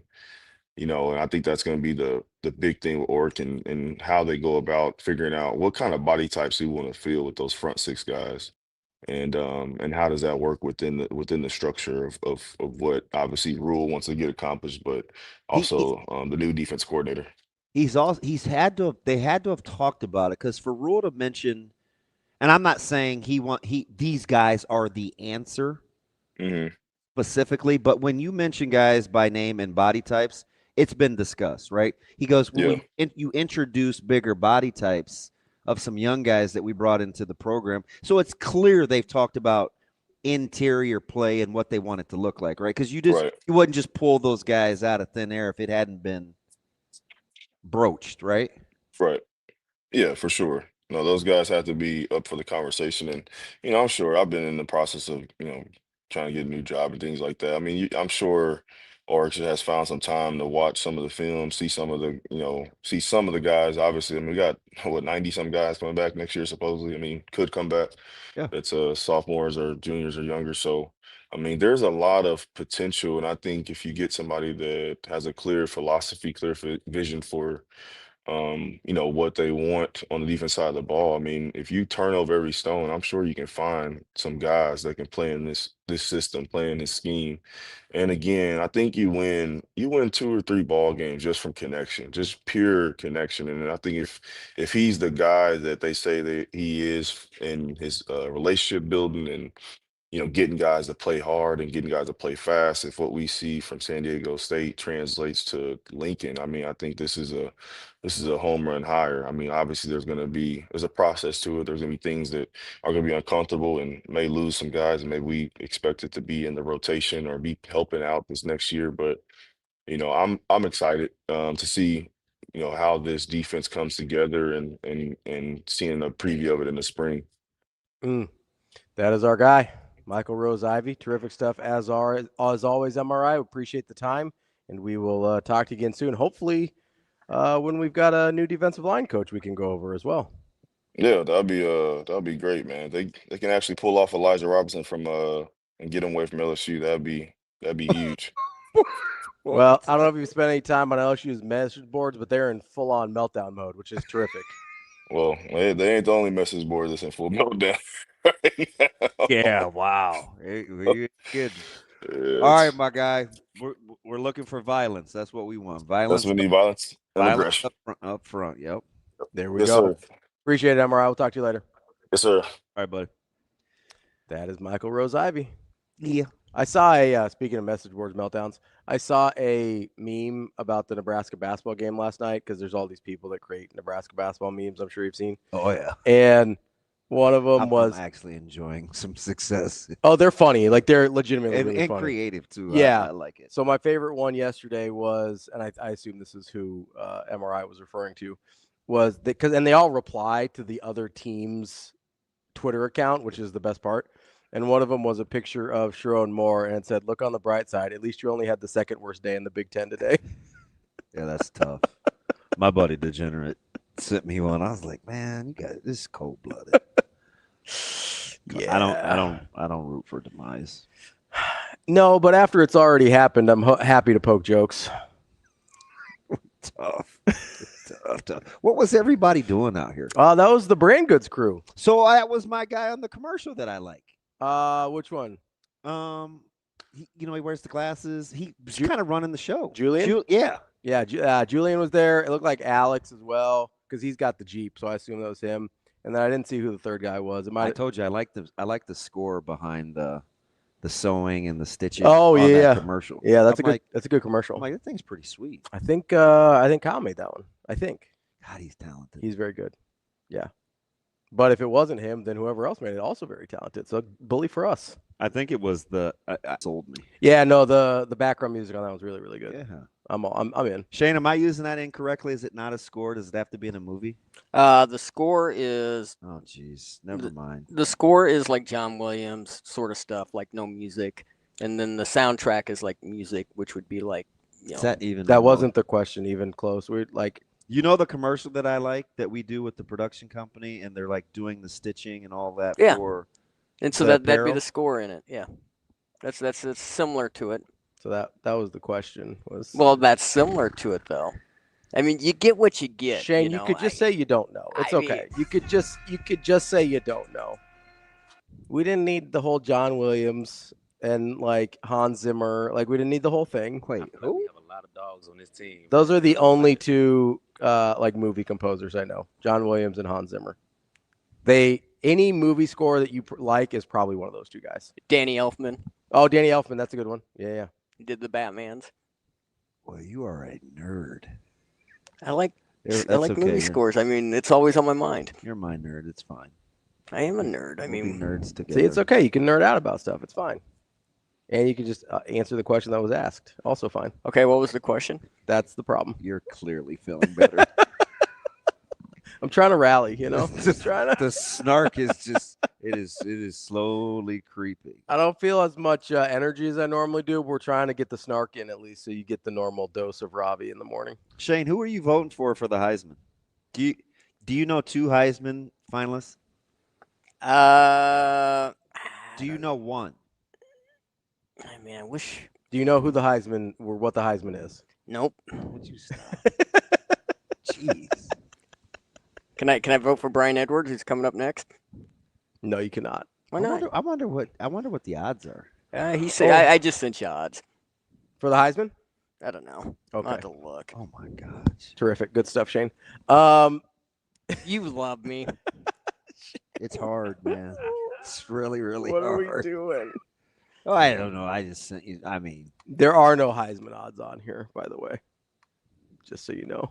Shane, can we just go to break? Yeah, you can say no like, comment, but can you tell Ravi when the first time of all the years we've been working together, when you asked me what the plus minus mean in front of the numbers? I don't remember doing that. You go, what did the plus minus? I was teaching you about spreads. We were having a segment in our former life. I think you're making stuff up. Good talk, Shane. I don't know. Oh, what does the plus minus mean? That was your question. You thought I was struggling today. My God. It's tough out here, man. Let's take a break. We'll get to our guy, B. Edwards, coming up next here on Hurrdat Sports Live. Yeah, we say it a lot. I mean, the standard is the standard. And I thought we tried to kind of get everything easy. And then they made us pay. And I thought that they kind of made some hustle plays there in the first quarter that normally our team has kind of been coming away with, 50-50 balls, loose balls that they out-hustled us for. And, we had some goals, rebounding goals, defensive rebounding goals. We didn't meet any of the 3 defensive rebounding goals that we had for this ball game. And so those are some of the things that we feel like we're trying to polish ourselves up and get better each and every night out. And there were some areas in this game that Omaha exposed that we did not get better.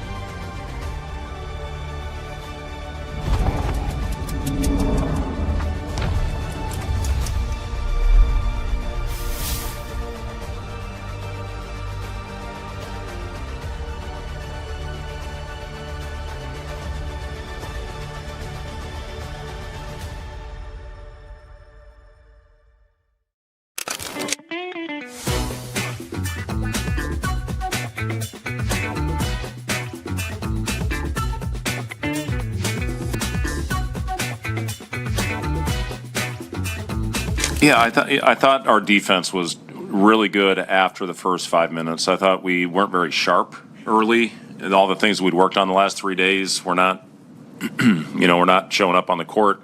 And then we started getting active. We had 0 deflections in the first 8 minutes of that game, and then once we got our hands activity going, that got us out in the break. That's what fuels everything with our team. And the energy in the building was off the charts. The last 2 games, and you look at Creighton and this game tonight against Wisconsin, that's exactly what we need out of our crowd. And our guys they feed off that energy. That BK was unbelievable. The way that he went out there, that block when he cut his mouth was really impressive. And it was great to see him knocking down those shots. And it started with his free throws. I think he made his first 4 free throws and then was able to knock down that corner 3.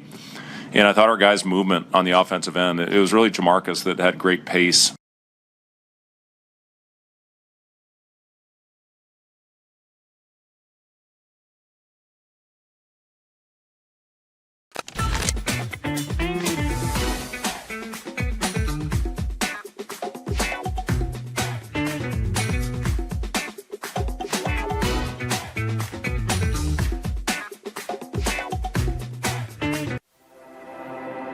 A successful financial future is built one coin at a time.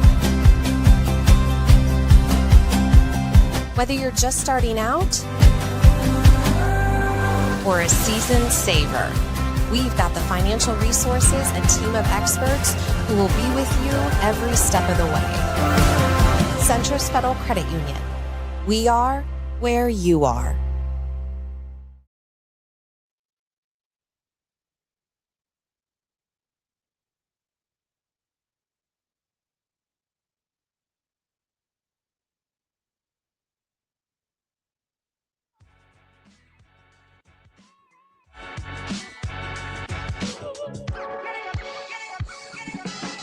You're listening to Hurrdat Sports Live. Now, Vegas insider, senior handicapper, and fan of the cold Budweiser bottles, Brian Edwards. It's got to be touchdown, touchdown, touchdown. Brian Edwards. I don't really love it. Brian Edwards. The way they're using the cream cheese to butter the bagel. Brian Edwards. I'm going with the cowgirl. Here is Brian Edwards.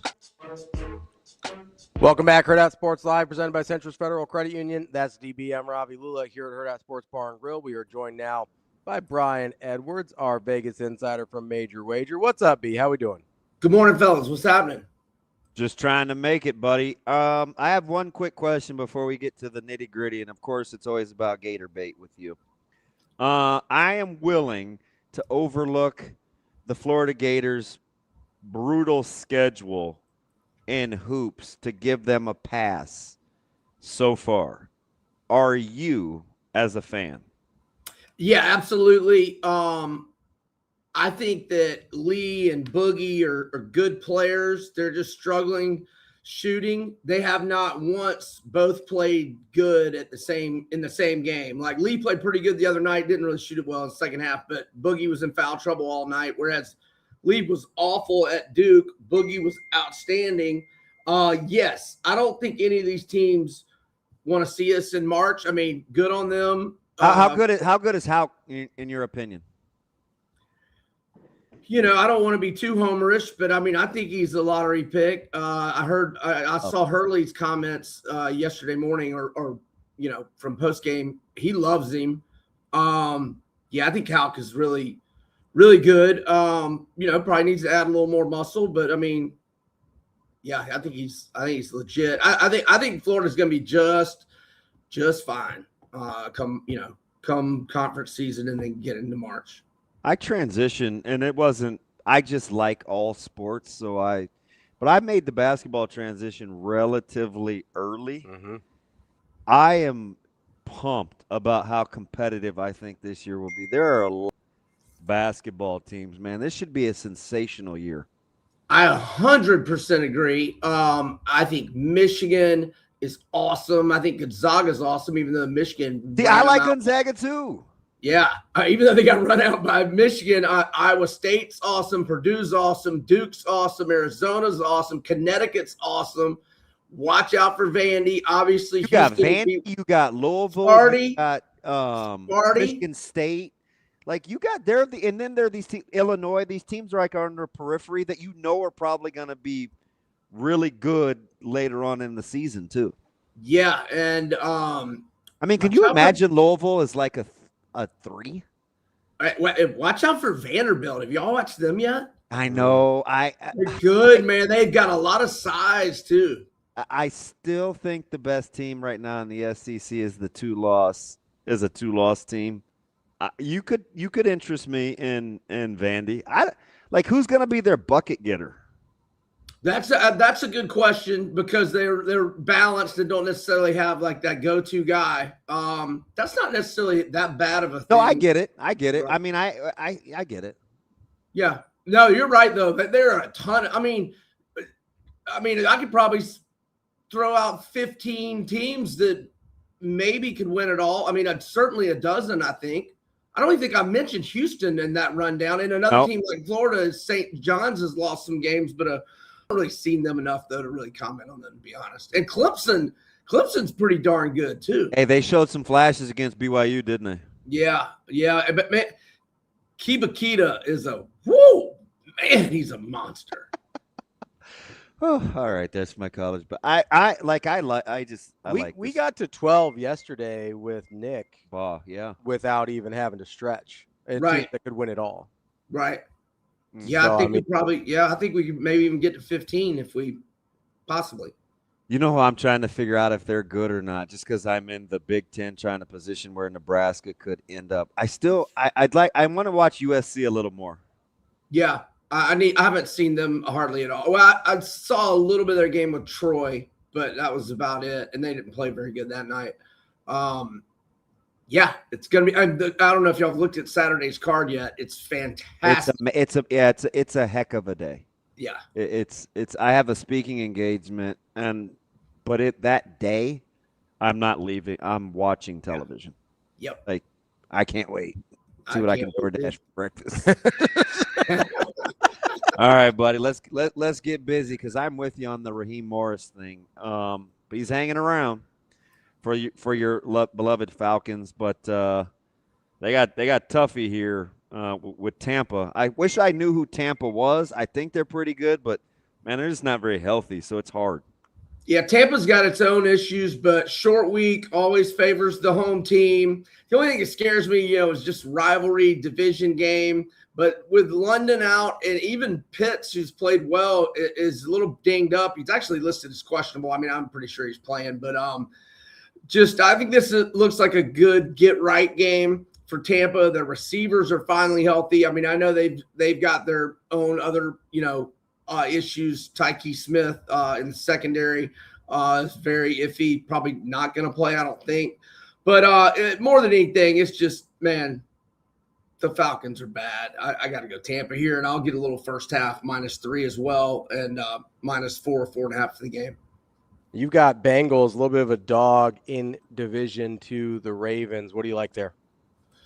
Man, the Ravens have issues, and finally at this point of the season, I just think they are what they are. Whereas, Burrow, man, the Bengals had 3 separate double-digit leads at Buffalo last week. Burrow's playing great, but then he throws the pick 6, and then a few plays later throws another pick to give him a short field. But he came through for me with the backdoor cover there late, which was all I needed.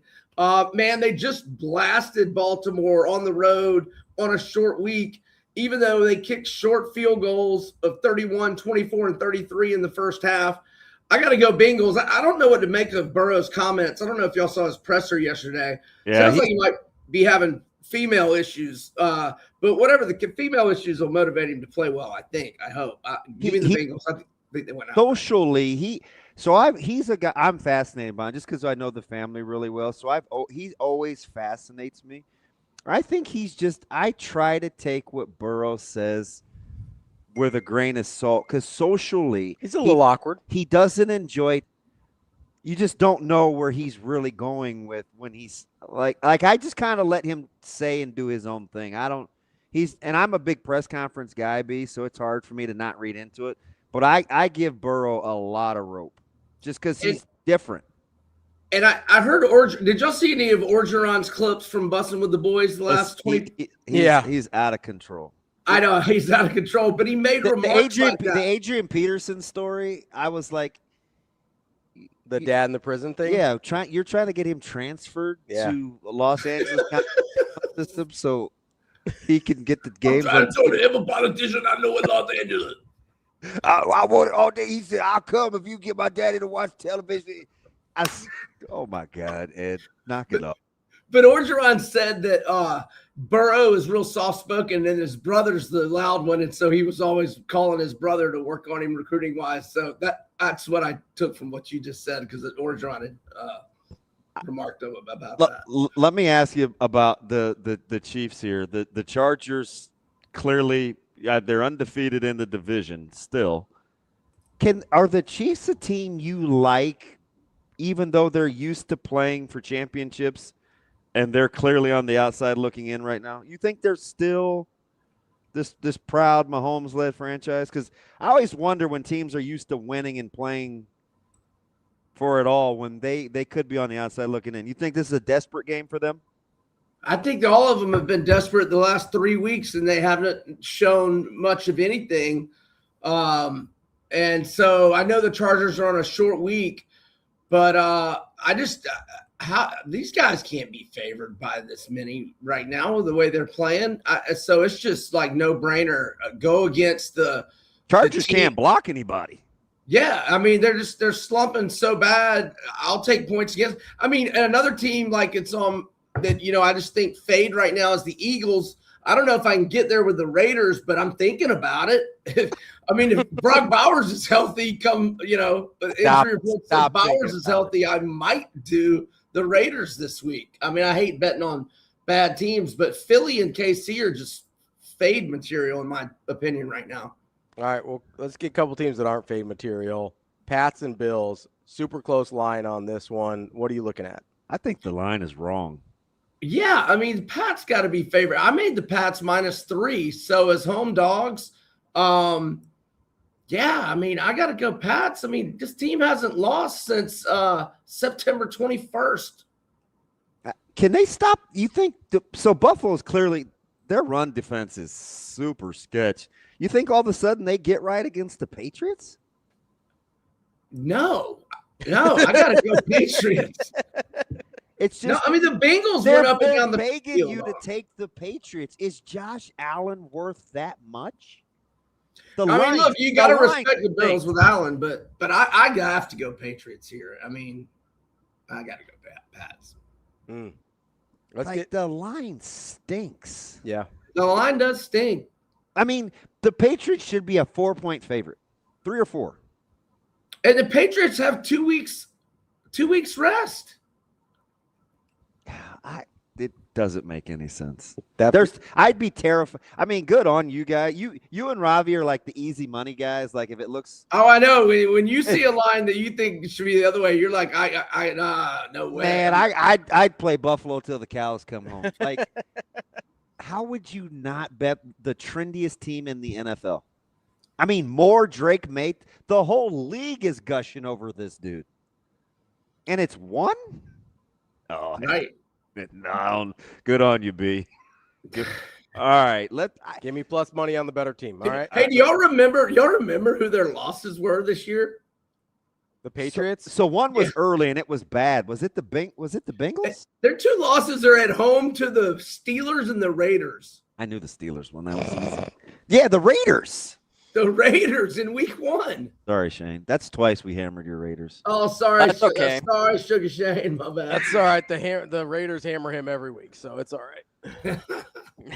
All right, let's talk little college hoops. Man, all in on college hoops. What do we got? Vandy -5.5 against Mizzou, or excuse me, Iowa. That's actually football in the bowl game. Oh, shoot. Yeah, sorry. That's okay, but now we don't have any lines, but great card on Saturday. But football, so I don't think Vandy's going to have any opt-outs. If they do, it's only going to be the tight end, Eli Stowers. And I got it at 4. It's 5.5. I only see it growing.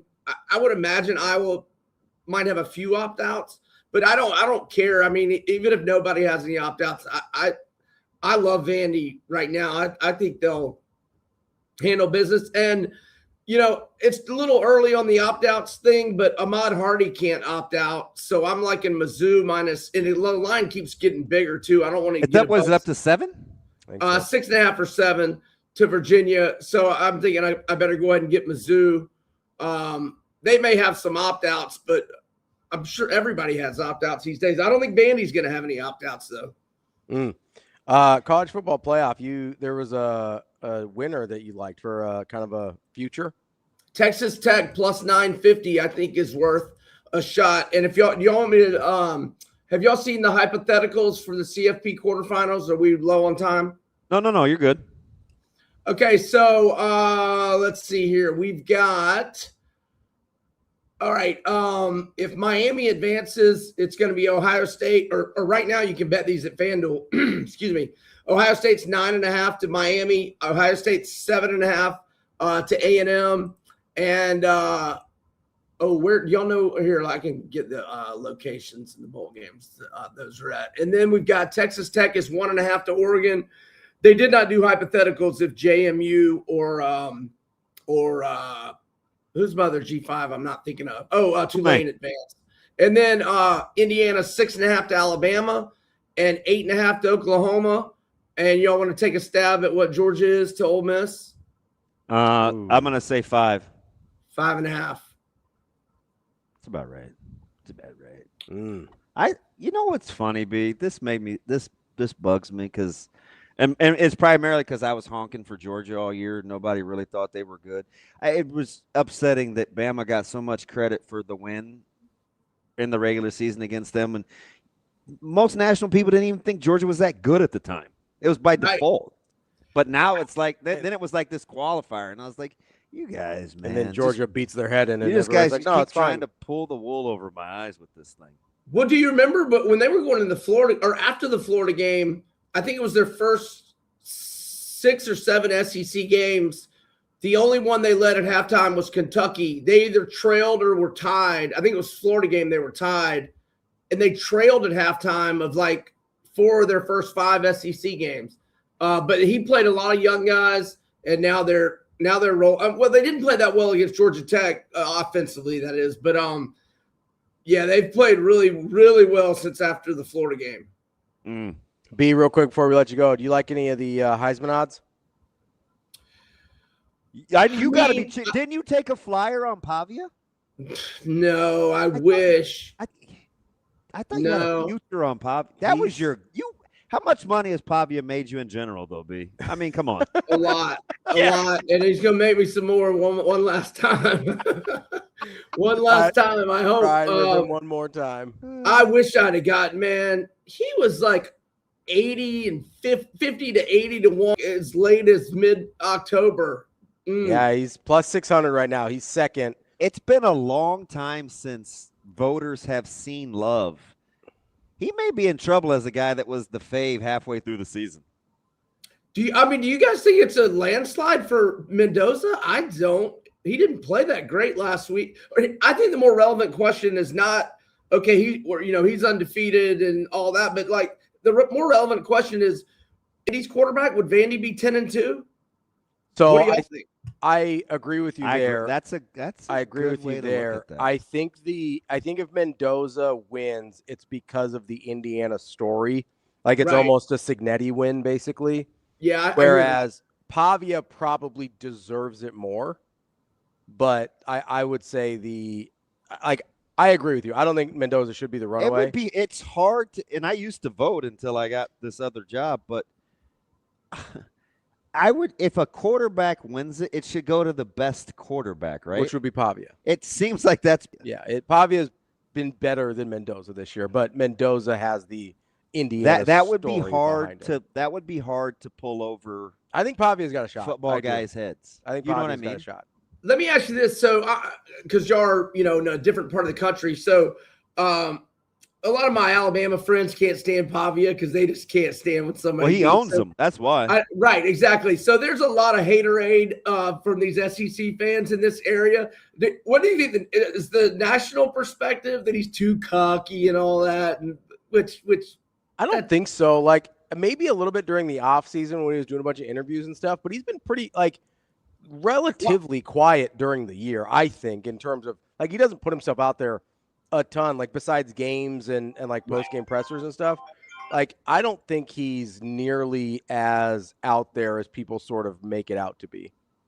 I hope he wins. I think he deserves it, but it's just weird though, because 3,000, 27 and 8. Those aren't really. I don't know. But then you add the rushing yards, man. He's got more than 800 rushing yards. No, I'm with you. I would probably, if I was voting this year, I think I give it to Pavia. It would be. This is going to be it should be a ridiculously close vote though. They're just aren't just great Heisman stats. Yeah, you don't have the numbers. It's kind of giving me Mark Ingram vibes. I don't know, man. Vandy 10-2 is a pretty good number. Yeah. No, I can respect it. I'm just saying, Indomitian Sue got robbed. That's all I have to say. B, we will talk to you later. Hope you have a good weekend. Thanks, fellas. Y'all as well. See you guys. B. We've got Michael BRUNTZ, Husker 24/7 coming up next. That's Damon. I'm Ravi. It's Hurrdat Sports Live.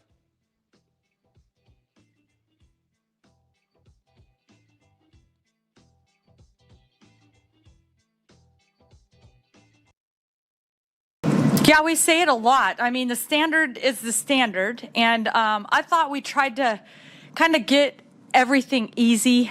And then they made us pay. And I thought that they kind of made some hustle plays there in the first quarter that normally our team has kind of been coming away with, 50-50 balls, loose balls that they out-hustled us for. And, we had some goals, rebounding goals, defensive rebounding goals. We didn't meet any of the 3 defensive rebounding goals that we had for this ball game. And so those are some of the things that we feel like we're trying to polish ourselves up and get better each and every night out. And there were some areas in this game that Omaha exposed that we did not get better.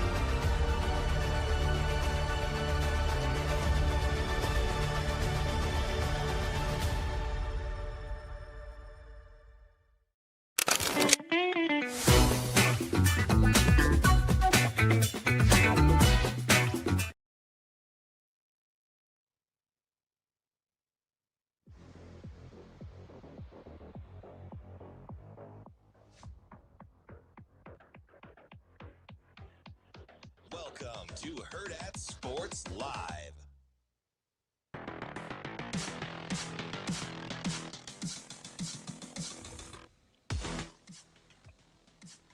Welcome back, Hurrdat Sports Live. That's DBM Ravi Lulla here at Hurrdat Sports Bar and Grill. We're presented by Centris Federal Credit Union, and we're joined now by Michael BRUNTZ, Husker 24/7. What's up, BRUNTZ? How we doing? Not bad. What's going on? Just arguing with Ravi. Really? Yeah. Same soup, just reheated. What did I do? It's what it is. Same soup, just reheated, B. Mm-hmm. So I'm finally getting him to come around on his fandom of Nebraska basketball. So it's been a fun evolution. Wow. Yeah. He is. We're sentimentally cheering for Schaefer, who's been a lifelong suffering Nebraska basketball fan. So we're in for Mike J. SIPPLE at Long noted Nebraska basketball diehard, so we're cheering for SIPPLE. And Ravi loves it because he cares so much about other people's feelings that it's warming the cockles of his heart. That's not it at all. This is just the first time in a long time I've enjoyed watching them play basketball. See, I tried to help him. He can't. Robbie can't help himself. I don't know if you just. I know. You enjoy watching him play? I do. I actually really enjoy it. Like, people get very exaggerated about my like or dislike for Nebraska basketball. I don't dislike Nebraska basketball. I have disliked watching Nebraska basketball for a very long time because it has been unpleasant to watch if you really like basketball, right? It's like he's describing flowers or a fragrance. I view basketball in a very different way than I view. He's a connoisseur, Damon. He's a connoisseur. It's very pretentious if I say it, but I'm not going to disagree with you. I feel like that's an accurate description of how I view basketball. Pretentious. That's beautiful. And so, no, I mean, literally, there's certain teams throughout NBA and college where I'm like, I love how that team played, and I have no emotional attachment to them at all. I want Nebraska to be good at basketball because I like basketball. I have not enjoyed watching them play basketball for a very, very long time. This is a genuinely aesthetically pleasing team to watch. Can I just say something to BRUNTZ? Yes. On the heels of that. So my two favorite things are they play like they're kind of edgy. Mm-hmm. And it's just from knowing those guys, right? Like I know Sanford's personality. I know Frager's personality. Hoiberg is very apparent. They play with some kind of FU. Yeah. But the other thing is, and I'll be glad when somebody says this out loud, they're more skilled than we're giving them credit for. Like Buchengel is he's more skilled than just talking about 2 for 20 going into last night, or Rink Mass is highly skilled for a big guy. I just don't think we talk aesthetically about their basketball movements enough versus, they're this ragtag kind of gritty bunt. Yes and no, right? Two things can be true at once, at least for me. Yeah, I mean, you don't typically call a team gritty that on an off night is still scoring 70, 80 points. You know what I mean? That's not what you that doesn't fit neatly in that in the gritty box. But no, I mean, I think it's like a nice mix of that, right? I think you hit on something that's important. I mean, Sanford, when he was at Iowa, was one of those guys that just, he got under your skin. He was a skilled player, played with some edge, wasn't afraid to kind of chirp a little bit. I don't think that's out of bounds to say. And I don't know. I mean, you see him after baskets celebrating a little bit more than maybe, what we've seen from some Nebraska teams in the past. I think that's okay. I think a little bit of cockiness is okay. I think at this point in the season too, some of that cockiness is probably earned, I think a lot, it was interesting. It's interesting kind of reading back some of the conversation about that game last night before the game from the Wisconsin side of things, and how Nebraska hadn't seen a team like Wisconsin. They were pretty kind of. I remember Nebraska playing an exhibition game against BYU and winning. I remember that game. It happened. Do you remember how many points Nebraska scored against BYU? They scored a fair number in that game, from what I also remember. I get it's an exhibition, but that game happened. There were fans there. I think this is a team that, especially if they can find a way to kind of dig deep and keep up the defensive intensity the way that they've had it the last few games. I mean, that to me is what puts them over the top, because I think they're going to be able to score. And, it's I guess that's where the edge comes in. And I'm just kind of going off the cuff here, but are we talking enough about the job that Nate Lenzer's done on that side of the ball? He's spectacular. He really kind of drives that the defensive bus there, and they've been really dialed in the basketball floor too. I love Nate just personally. So like that's I totally lack objectivity, but my man is no nonsense. I say he seems pretty intense. Yeah. What was it? I forget which game it was. He was the coach they brought on post game, and it was like, Nebraska obviously had won, but it was just like, there's so much to work on. Like you would have thought Nebraska went out and lost by 20, the way he was talking. So I mean, the standards are high. Now this is daunting because 3 of your first 4, they're at Illinois, or 3 of the next 4. You're at the Big Ten. You're at Illinois. You're at Columbus, at Ohio State, and you're at Bloomington. So, I mean, the Big Ten schedule could get dicey because you got North Dakota and New Hampshire in there, but it could Does be Indiana need to be concerned about that game, though? So it depends, right? They play so much through DeVries, and they make him guard in this conference, so he's been in a little bit of foul trouble. I don't know. I'm your resident Indiana honk here, but I just like college basketball. Well, you also like DeVries. I mean, I do. I do. That's fine. Like it's. I love DeVries. They're gonna have to score a fair amount. I'll be curious to see how, because they'll be pretty tested by then. They'll have been at Champaign. They'll have seen the frenetic pace at home from Sparty. They'll have been to Columbus. I think they'll handle the Bloomington. Nebraska's played Indiana really well, recently too. And it's not like you don't see the candy stripes across the court, and that's something you fear. And it's 11 o'clock too. Yeah. So. Yeah, I mean, the Indiana has helped take the fear out of themselves quite a bit in recent years as well. Indiana can score though. So no, for sure. This is definitely a different version of that team. It'll be fun, but I do think I am curious to see because I like Illinois a lot. I think they're going to be significantly better in about a month, but they actually have body types to give Nebraska problems because they're long. They got a lot of length. They're long in the front court. Yeah. So, and they kind of they're not finessey, but they have some mass kind of guys. A lot they of have skill, some in gel kind of guys. So yeah, it's not a great matchup for Nebraska at all. No, I think that's a concern. I mean, I'm trying to think who Nebraska's would have they really seen a team that's similar to that this year? No. So there's 2 types of teams that I think I don't think so. I mean, maybe BYU a little. That I'll be interested to see what Nebraska looks like against. One of them is size with skill, which is what Illinois brings to the table.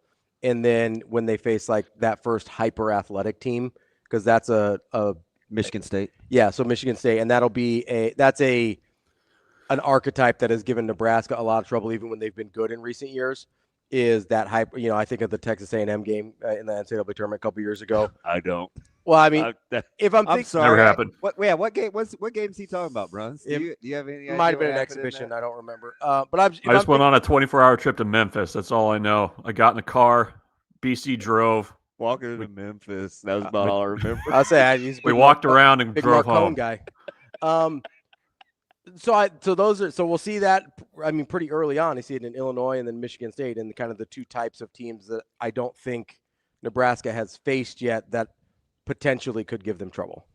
Yeah, no, they haven't. I don't think they've seen like truly elite guard play. I mean that's what kind of concern. I agree with that. I mean, and is that even a Nebraska thing? Like I feel like if you've got a guard or 2 that can really give you problems. Well, they're gonna see one on Saturday because his shot selection sucks, but he's a handful.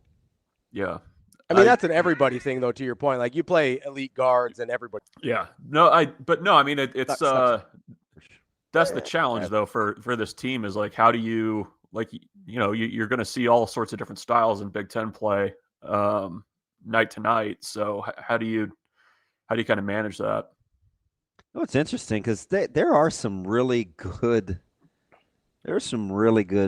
point guards in this league. I was asking Nick yesterday, Bob. I was like, man, would you like Braden or do you like Fears, right? Like, and those are just 2 of the 18, right? It's like the backcourt play in this conference is pretty good, and like I said, they're going to see a gem in Champaign on Saturday too. Who do you like Fears Jr. or do you like Braden Smith? Maybe Smith, just because of the ability to fill more stat columns. I don't know. Like you could convince me either way. Like I'm not firmly in either camp. So I'm a Fears guy. God, he goes for almost 10 dimes a night. Yeah. Does it seem like that many? I mean, it seems like he has. I probably wouldn't have guessed 10, but he has an outsized impact on how that game goes and how everything, like just orchestrating and controlling. I feel like that's the thing that differentiates him from Braden Smith. Obviously, Smith's a little bit better shooter, but I don't know, man. Fears is pretty good. You're going to have one eye on that Indiana-Kentucky game on Saturday, BRUNTZ. The slate is sensational for Saturday. Yeah, I'll be checking on that one. I mean, it's probably you guys are a little bit ahead of me on the basketball, the completely dialed into basketball stuff. I'm a nerd. I beat Ravi, which is weird because he's usually leading the text chain, but so he's still in football mode too. I transitioned because I don't know why. I like the. You went early this year. I love the sport. Yeah. There were so many good games early. Yeah, there were. You know, like UCLA plays Gonzaga on Saturday. Like it's just, and I'm a Gonzaga honk too a little bit. So I don't know, BRUNTZ. Like, what do you want to talk about? Coaching hires? Fine. No, we don't have to. Talk about whatever you want. The greatest individual media cog in the state, football. Let's talk football, BRUNTZ. How you feeling about Nebraska's additions, Mike? Good. I'm interested. So here's why I like the additions, and this is purely selfish. Okay. It adds intrigue to the bowl game. Like that's what I want. You're not wrong. You're not wrong. That's a I want some angle. I want some storylines. I want to be going to Vegas thinking about, what's this going to look like? And I think everybody just needs to get on board with the fact that bowl games now are basically like a pre-week 0 for the following year. Like that's where we're at. And you've got an offensive line coach who's already in place, which I think is really important. I think having your defensive coordinator around and being able to see everybody now, very important. What I do? He's just doing stuff. Don't worry about it. Okay. He upsets me because he's afraid to play Utah in this bowl game. I haven't said anything about Utah. You knock it off. Quit projecting everybody else's feelings on me. I haven't even gotten to Utah yet. We're still in practices here. Talking about practice. Talk about practice. Not a game. About practice. Not the game I love. And then I don't know. I mean, we'll see what direction they go with defensive line, but I mean, whoever that's going to be is going to be in Lincoln, or at least around the bowl side as well. I mean, you've turned the page considerably to 2026 already, which I think is okay. I don't think that's a bad thing. There is Utah, by the way, as you mentioned, playing a game with uniforms, and we'll see. I mean, it's with the moving pieces and everything. I mean, it'll be a good opportunity to see kind of what, not the cause, but you get to see a little bit of what some changes being made based on what you did to finish the season, which I like. That's good. I'm excited for December. How would you explain to Utah fans the secret man crush? That might be a little hard. Maybe it's just like, oh, that's like the cute guy in the class. With the flirting of Kyle Whittingham with the last few openings. Remember, like, it's like, oh, what about Kyle Whittingham? Is he young enough? Oh, I kind of like what Utah does. And it's like there was this secret kind of interest of Whittingham with the last few coaching openings where his name would come up. Well, to follow we'll go down the road with your metaphor. Now we're the middle-aged guy thinking about the girl that got away, right? Is that basically where it is? Remember that? Like remember that I'm the biggest Utah honk there is because I love Kyle Whittingham. So this was like 10 years ago. Yeah, no, we thought he was he too old? Like, how old is he now? And it's like 10 because nobody knows how old he is. I think everybody's surprised by how old he is. 10 years later, he's like still the model of consistency. I think he's like 62. He's older than we think. Yeah, he is. But no, I mean, I think it probably gets brought up daily by somebody around me that, did you know in in 2015, Kyle Whittingham wanted the Nebraska job, but they hired Mike Riley instead. Like, that's like a parenthetical to everything. Oh, even I was low. He's 66. Yeah. Oh, I know. Yeah. I knew he was in his 60s. I even guessed low, though. Because remember, that was the conversation changed. Yeah, with all the scuttlebutt though back then, BRUNTZ, we had some had convinced themselves that, you know, in his late 50s would he still be motivated to take another job, and we're like, don't worry, they got Mike Riley much younger. Well, no, because it changed, right? In 2015, it was like that's a possibility, and then in 2018, it was like, oh, he's too old. Yeah, too old. I would have taken Kyle Whittingham at any point in any coaching search. I was explaining. I did a hit with 2002 or 2004. You're taking Kyle Whittingham. Take him. Listen, he would have been in his 40s by that point. That's old for a coaching hire now. Yeah. No, did he have the energy back then? I don't know. I did a radio hit with one of the Utah guys because he started in Hastings, believe it or not, covering high school sports like St. Cecilia. This is a super small world.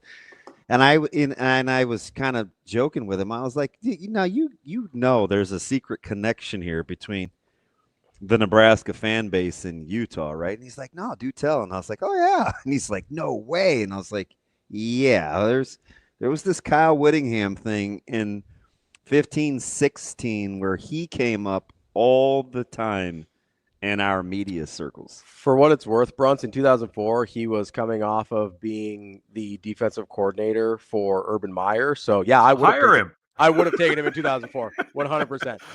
Send the plane for him. Put it on the tarmac. Make him make a choice. I stand by every coaching search of my lifetime. I would have happily taken Kyle Whittingham.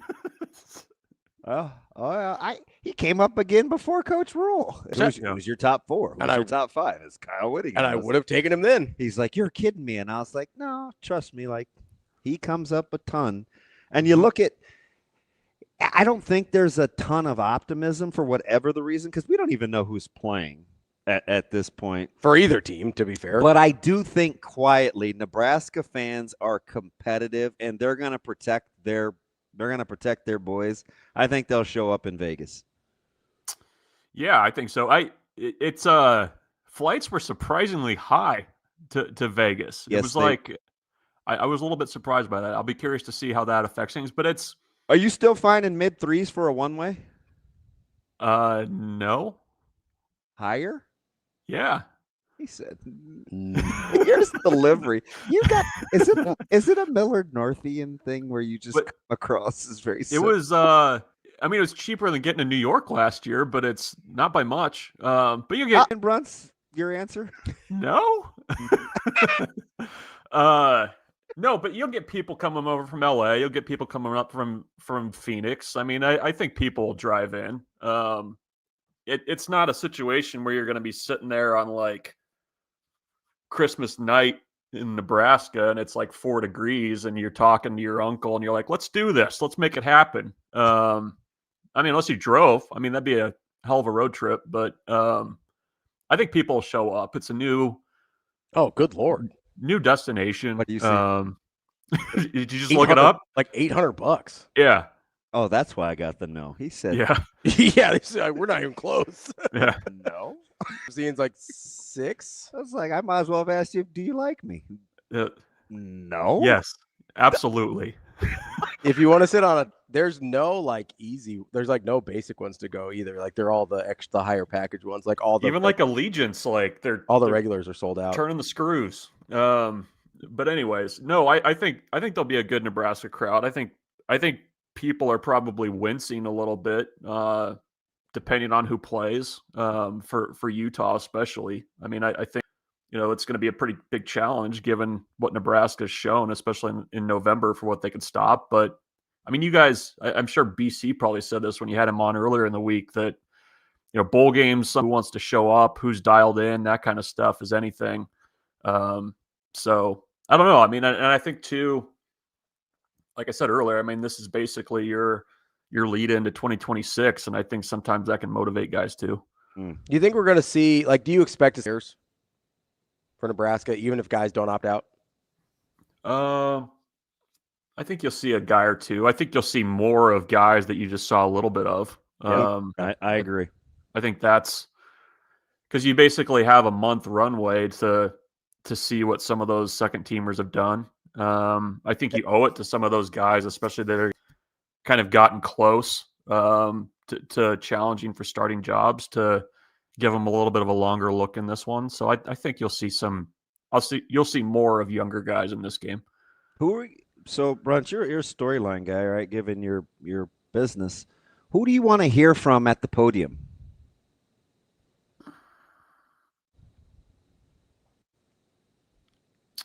Well, I think here's what I want to hear. I would like to hear, now that you've made an offensive line hire very quickly, what is, and Matt Rule kind of touched on it and then moved off to something else.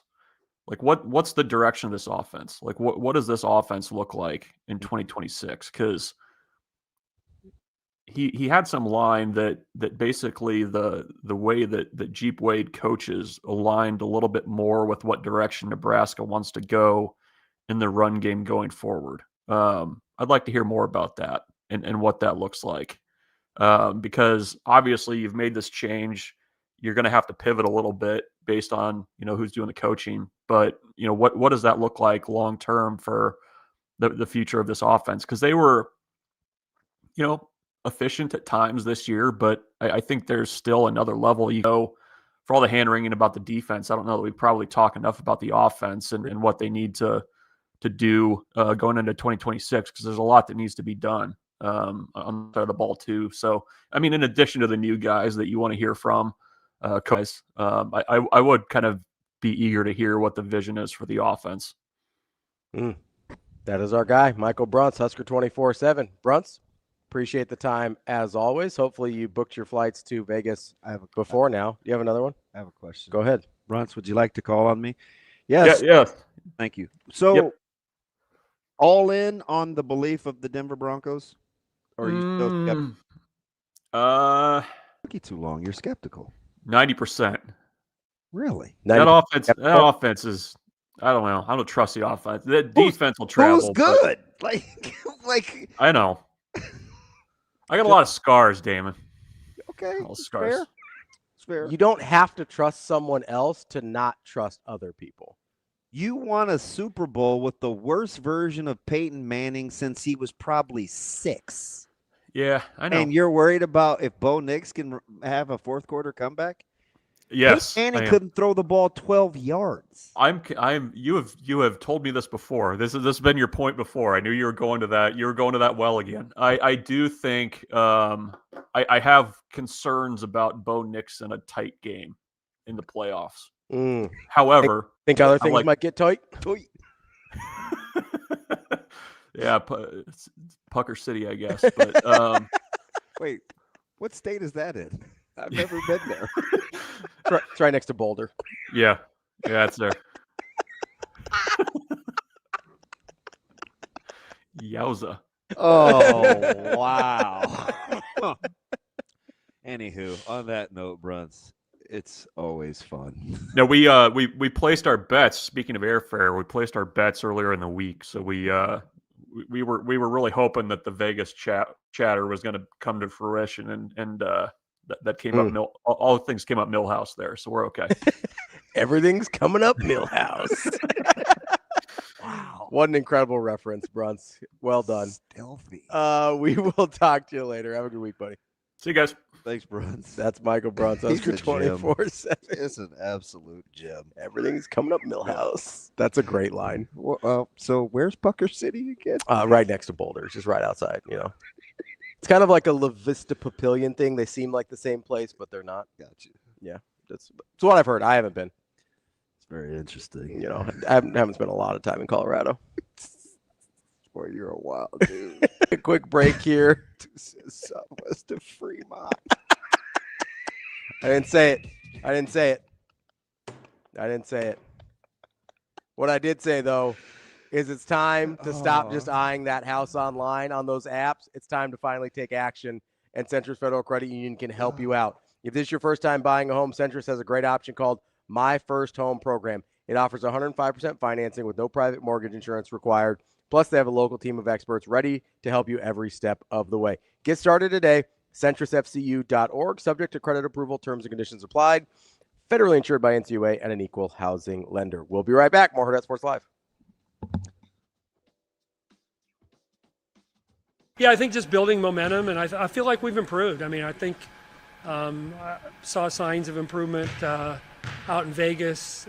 Even losing that first game, I felt like we played a little bit better than we had, and to get the win at St. John's and come back and on a short prep, be able to beat a pretty good Tulsa team. I think certainly we have a lot of areas that we're just okay in, and we're seeing some of the inconsistency of a young and inexperienced team. But for the most part, I feel like we're a better team than we were 3-4 weeks ago, and that's what you want. And I don't think it means that we're not going to encounter bumps and setbacks. But I do feel like these next 10, 12 days are important because we have some momentum and try to continue to build on that momentum and confidence. Because as much as we can talk about, hey, we need to get better at this and we need to get better at that, with young kids, winning builds confidence too. And sometimes it masks some things you need to improve upon, but at the same time, you want that confidence of what it feels like to win.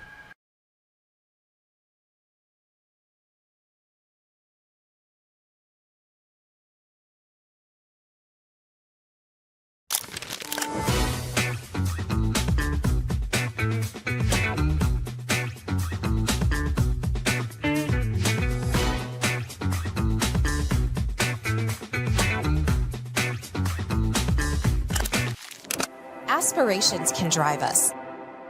Sometimes a simple gesture is what fuels the pursuit of a dream. When it's time to make your dream a reality, we are here to help.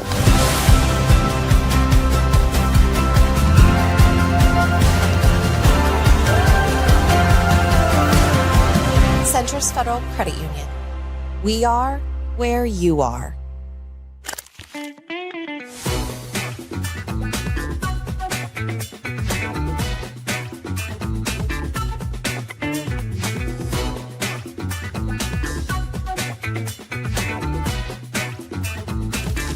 Yeah, I think our players are, they know what, you just hear the word Utah and you know what it means, right? I mean, great defense, great running game. You watch their offense, it's exotic, it's exciting, it's, the quarterback runs, it's a lot of different things. And so, they know exactly what's at stake, and they're also unhappy with how, we played the last two games. And so, TJ's going to have to get healthy. We can't have him not be able to move around the bowl game. This is a great opportunity for Isaiah Mackay and Quentin Ives at tailback. Someone's going to step in at right guard for Rocco. I think guys look at this as a great opportunity versus a great team.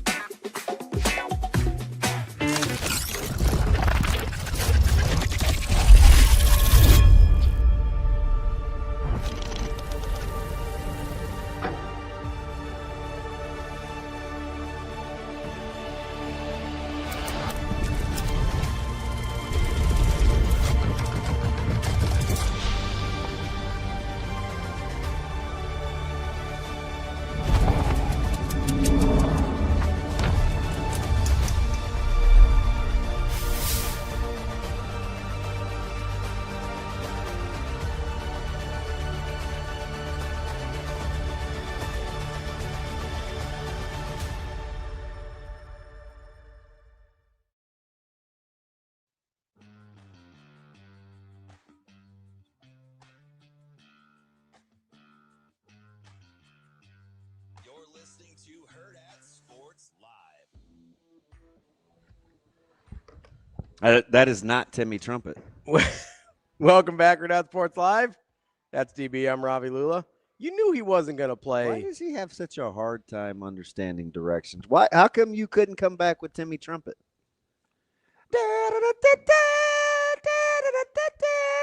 Because he just Coach Rule had him here. He knew you were going to nail it just like that. So he's like, I don't need to. Was that spectacular? I'll be glad when you go back to bed. Do I have a hard time? Came in a little crabby. Do I have a hard time following directions? Yes. I think you have a hard time processing directions sometimes. Wow. I think you'd follow them if you weren't on delay, you know? What do you mean? 1, 10. What? Well, you didn't have to double down on it. I was just, I think sometimes it takes him a minute to be like, oh, that's what he wanted, and then it's over. The score thing is still bugging me. What score thing? That he just couldn't answer the question. Oh, about scoring music? Yes. Yeah, that's what I mean. I answered it. No, you really didn't. I know you did. You guys don't understand it. Because you just said Because you don't know what it is. For 45 consecutive seconds. And so you really are going 1 to 10. I'm telling you. I got to make up for lost time. Hey, I'm gonna get. Dude, he's tough. I'm gonna get our guest here. I've had enough of this. Wait, is it 9:40? Because he's Mr. Particular. Yeah, that's fine. Give him a call. Yeah, call Steve on wearing his war wounds like a cow. I'm just saying, you know that score answer made no sense. You just won't say it out loud. Steve on wears his war wounds like a crown. I spent a decent amount of time after you texted me thinking of all the different M initials that could be for Stephen M. Sipple, because that's always my favorite thing to do with him. So I'm excited. I got some good ones. Better than Mercutio? I don't know. Mercutio's probably Mercutio and he likes Montgomery the best, I think. But I got some new ones. All right. I got a few new ones we're gonna try with him. I'm excited. We'll see what kind of mood he's in. Well, we'll ask him about his mood and things that may have affected his mood recently. Old Steve. Well, Shane's over there smiling. He's probably trying to explain what the score is to him. Well, Sip knows music. He's probably like, well, so if it's in a movie, what had happened was. Did you see the Amazing Daniel? He's like, so in other words, yes. John Williams. And who's Noki? Who's the Noki guy? Who? Shane. Who's the other guy that? It's Steve Sipple. He's here now. Oh, that's not who I was asking about. Steven. Let's get to our guy, Steven Mercedes Sipple. What's up, Sip? I like Mercedes. See that dies. I worked on some new ones. Wait a minute. You're a blue collar guy. How are you rolling? No pun intended. How are you rocking with Mercedes? I don't know. I just seem to like it. Just in a spontaneous way, it sounded good. Oh, you know what though? Because Mercedes Lewis did play tight end in the NFL for almost as old as you are, Sip. Like 64 years. He was gritty. How long? Mercedes Lewis played forever. Had to play 15 years. Yeah, Mercedes is a class brand. Classy. Nothing says class like my man Steven Mercedes Sipple. Class. Yeah, like an aged Mercedes sitting there in a lot of shit. Like, Sip is definitely one of those diesel Mercedes for sure. Sip, you're a diesel guy? No, I'm not. But I would be open to the idea. You're just a Jim. I just meant if he was a Mercedes, he'd be one of the old diesels. Like they're a little grittier. Sip, did you pull over, or are you still at the palatial estate known as the Ticket? No, I'm at my palatial estate known as my home on the side yard watching the dog and hoping he doesn't run off during this conversation. And I don't think he would. How many chickens are you down to? 0. We've had 3 massacres, and now it's just kind of. Oh, what happened? Why come you didn't tell me? I used to always check on your chickens. Common occurrence, fox. I've been seeing more of those lately, especially in my neighborhood, and I don't live near as in outskirts as you do. But are foxes are they making a comeback? They're trying to domesticate themselves. Yeah, they're almost domestic. Concern you. That's amazing. Yeah. Oh, a fox. Oh no, not really. Now they kind of keep to themselves. If you keep to yourself, they'll be fine. Except for your chickens. Yeah, now you're just hoping they don't get So your you chickens. spent your wife, you spent all that time building the coop and the nice house to just be not fox-proof? That doesn't sound like you. Well, here's what happens. You leave them out. And if you leave them out, and, you come home maybe at 4 or 5, and you let them out. And then the foxes come out at sundown, and that's don't put them back in. And if you don't put them back in a timely manner, then they're susceptible. So there's some human error, in my opinion, in that. Your thought process is outstanding. I like the accountability there. I like how you process out loud, because people make, and I think it's why we vibe, Sip, because people make fun of me all the time for thinking out loud. And it sounds dumb sometimes. I get it, because I literally am thinking out loud. But I like I like the process in which you land the plane. I think that's why we vibe. Well, I'm glad that we vibe. Well, I do come see you every Saturday. Doesn't that make your weekend? You do. I appreciate that. Now that you mention it, you come down and say hi. Very diplomatic, and I like that. I like to spar too. It gets a little of that extra God, energy out of the way. I do think there are people that are concerned that you are overly aggressive sometimes. That you two are going to square up for real? Yeah. I always want to say, no, we're just joking around. I mean, well, you can take it, and you bristle up pretty good too. Like, you can give it. You're trouble. You'd be trouble. I've sized that up. There's a weight difference. There's an age. You'd be trouble. I'd have to do something rash. All right, let's talk. How's your mood? Because everybody told me you were crabby on the airwaves yesterday. Are you crabby? I was not crabby. I don't get that. I was not. I just happened to disagree with Josh, who's a friend. I just didn't agree with the take. It doesn't mean I was crabby. Yeah. So Sip, I listened to that yesterday, and it's pretty clear from your comments publicly, whether on your own show, on other people's shows, or wherever online, that like you speak with Dom Raiola pretty regularly, and so like I think you've got some insight there. And so I thought, frankly, I thought the pushback on that was very strange. Like it seemed like you had more information about the situation than the people you were talking to. And the pushback and sort of that whole interaction seemed really, really strange to me. Like, I guess, have a lot of people pushed back on you about kind of the information that you did seem taken aback at the notion of what a lot of people, I think, say out loud. Yeah. Like it seemed like, so I guess, do a lot of people come to the table with less information than you and think you're wrong still about the situation? Because that's what it sounded like to me. Like, I'm just being honest. Oh, he lit the candle, didn't he, Sip? You go ahead and flame on then, Human Torch. He put the quarter in. I think he laughed. I do think, I don't know how to answer that. I guess I bristled at the assumption that Dylan was profoundly impacted by Donovan's firing, and it might.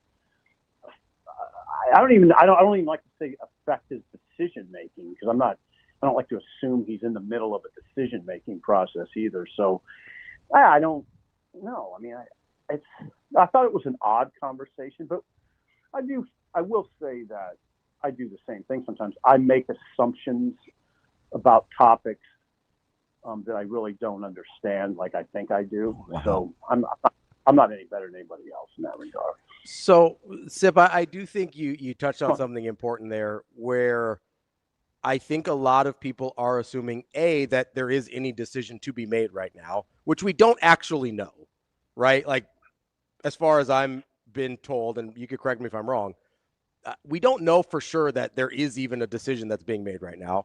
And secondly, I don't know that the Dayton, Donovan, Dylan, if there is a decision being made, is nearly as closely connected as we seem to assume. Where do you think that assumption comes from, first of all, that people just assume, oh, they all have the same last name, clearly this has to affect his decision? It's laziness, largely. Fair. Just being very blunt, it's a lazy way of thinking. And I would tell you, and then Dom wouldn't mind me saying, I know Dom wouldn't mind me saying it. If you just look at the Dayton matter, they are completely separate matters, Dayton and Dylan. One's not related to the other. And the situations aren't related to the other. Right. It's not Dayton decommitted, so Dylan must be on his way out. Or Dayton's situation is affects Dylan, or Dylan affects it. No, they're different matters altogether. I'm always a little surprised that people don't understand that. Like, it's not that hard to do this. But now, because I listen for and you know this, but I'm just gonna say it out loud. You know, I talk to Dom quite a bit, as do you, right? Right. But you do realize we both run the risk of knowing things that most people don't know. So when we say something, it's going to maybe come across as ridiculous. I think that was the frustrating part about yesterday, though, is he was telling you where that information was coming from. He was trying to give the information. Yeah. It was.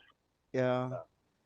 But the incredulous nature. I just kind of was taken aback by how incredulous. No, one thing I do think we've overstated for a long time, and I'm going to use me. This isn't anything to do with yesterday, because I said this a month and a half ago. I do think it's extremely difficult and it's complicated to have a nephew playing, to have a nephew playing and siblings, because what I think we don't understand is the very nature of siblings, right? It's not always. It's different for everybody. It's different for everybody, and it's complicated, right? Like, I've gone a year or so without talking to my sister, right? It's not always right. Can't find, like, so we did make a lot of assumptions, I think, about Dom and Donnie that may or may not have been true about, like, the same page or connected or not connected or whatever it is, right? I don't want to get into family business, but I'm just saying it's a lot more complicated than just, hey, man, you're my brother, look out for me. Yeah, that's not how it happens. We make a lot of assumptions about family dynamics that we don't know anything about. Oh, thank you. Well, I said it, I said it 2 months ago. So I feel like I'm like, you guys, this is harder than you think. This isn't like, hey, let's gang up as a family and take over Lincoln. Like, there was no, that's, you know what I mean? Also, Sip, and well, I swear to God, we'll let you talk at some point. But the other thing, okay, I feel like I've asked him very long questions. My other thing is, it also seems like we misunderstand that Dylan is his own person, and that, like, it seems like we think one person is making decisions for everyone in that family, and that seems like a big assumption to me. Yeah, there's a lot of assumptions, and that's another one. That for sure. Yeah, Dylan, and then we do this interesting thing too about Dylan, and we do this with a lot of people, that we sort of have come to this. We've come to this part of college football where we treat the kids. That people will say, well, you got to pay them, in some cases millions of dollars. They're pros. But then when a situation arises, no, they're kids. They're kids. These are just kids. So they try to play it on both sides. Dylan can think for himself. And if there is a decision to be made, Dylan will make it. That's the way I understand it, and that's the way it is. Again, there are people just make assumptions. We do that. I do it too. I catch myself doing it with generally like non-Nebraska football related topics. I'll do that sometimes. I try to catch myself, but no, this is a Dylan. If there's a decision to be made, Dylan will make it. And I imagine there's input, but to varying levels, and sometimes those levels depend on time. I mean, I think 2 years ago, he might have listened to people a little bit more, but now that he's advanced a couple of years, he's probably more apt to make his own decision on a situation like that. So we're going to get to these hires in a second, but I will say this: we did a show at headquarters however long ago that was, and I was talking about Coach Rule's comments about Glenn Thomas and this, that, and the other. And one of the things that I said that I felt pretty good about was we assume that because there's this Dylan fatigue, right? And we assume that that's coming from the family. So there are these narratives out there that, oh, they're this and they're that. And I'm like, I don't think that's the case. Like, I think Dom wants Dylan coached hard. I think Donnie's want to protect the offensive line, and there has to be some give and take there. I think whatever it was that we were heaping on the family that we're kind of tired of didn't come from the family. It came from the optics of what we saw playing out through social media or whatever. Like, I don't think, and I'm not just defending Dom because I love Dom. I'm just saying, like, we assumed a lot of things were happening that I'm not so sure that's what the family's perspective on it was. I think the family's perspective, the reason I don't mind. Like, the fatigue didn't come from, I don't know where the source was, but it didn't seem like it was them being driven. Yeah, the reason I am comfortable with this Raiola Nebraska marriage, there's a lot of reasons, but the main reason is it's pure to me. The Raiolas, there was a question the other day about Dylan and his desire to become an NFL player. Yeah, of course he has that desire. But you know what his main focus is? Winning. They came here. See, there's a purity to the Raiolas that I appreciate. I don't know that people understand. There's always these outlying conversations, these offshoot conversations that happen. But to me, there's a very central conversation. They came here to help change Nebraska and lead it back into a program that has sustained national relevance, to make it a playoff team, in short. So there's a purity there that I always go to. That's Dom wants, first and foremost, this family wants to win for Nebraska. They're not a selfish family. They want to win. They want to see a program moving toward that, and that their son can help. So to me, it's just pure. It's not that I don't overcomplicate it. They want to win, and Dylan wants to win at a high level. We're talking to Stephen Monroe Sipple, and Is Monroe better than Mercedes?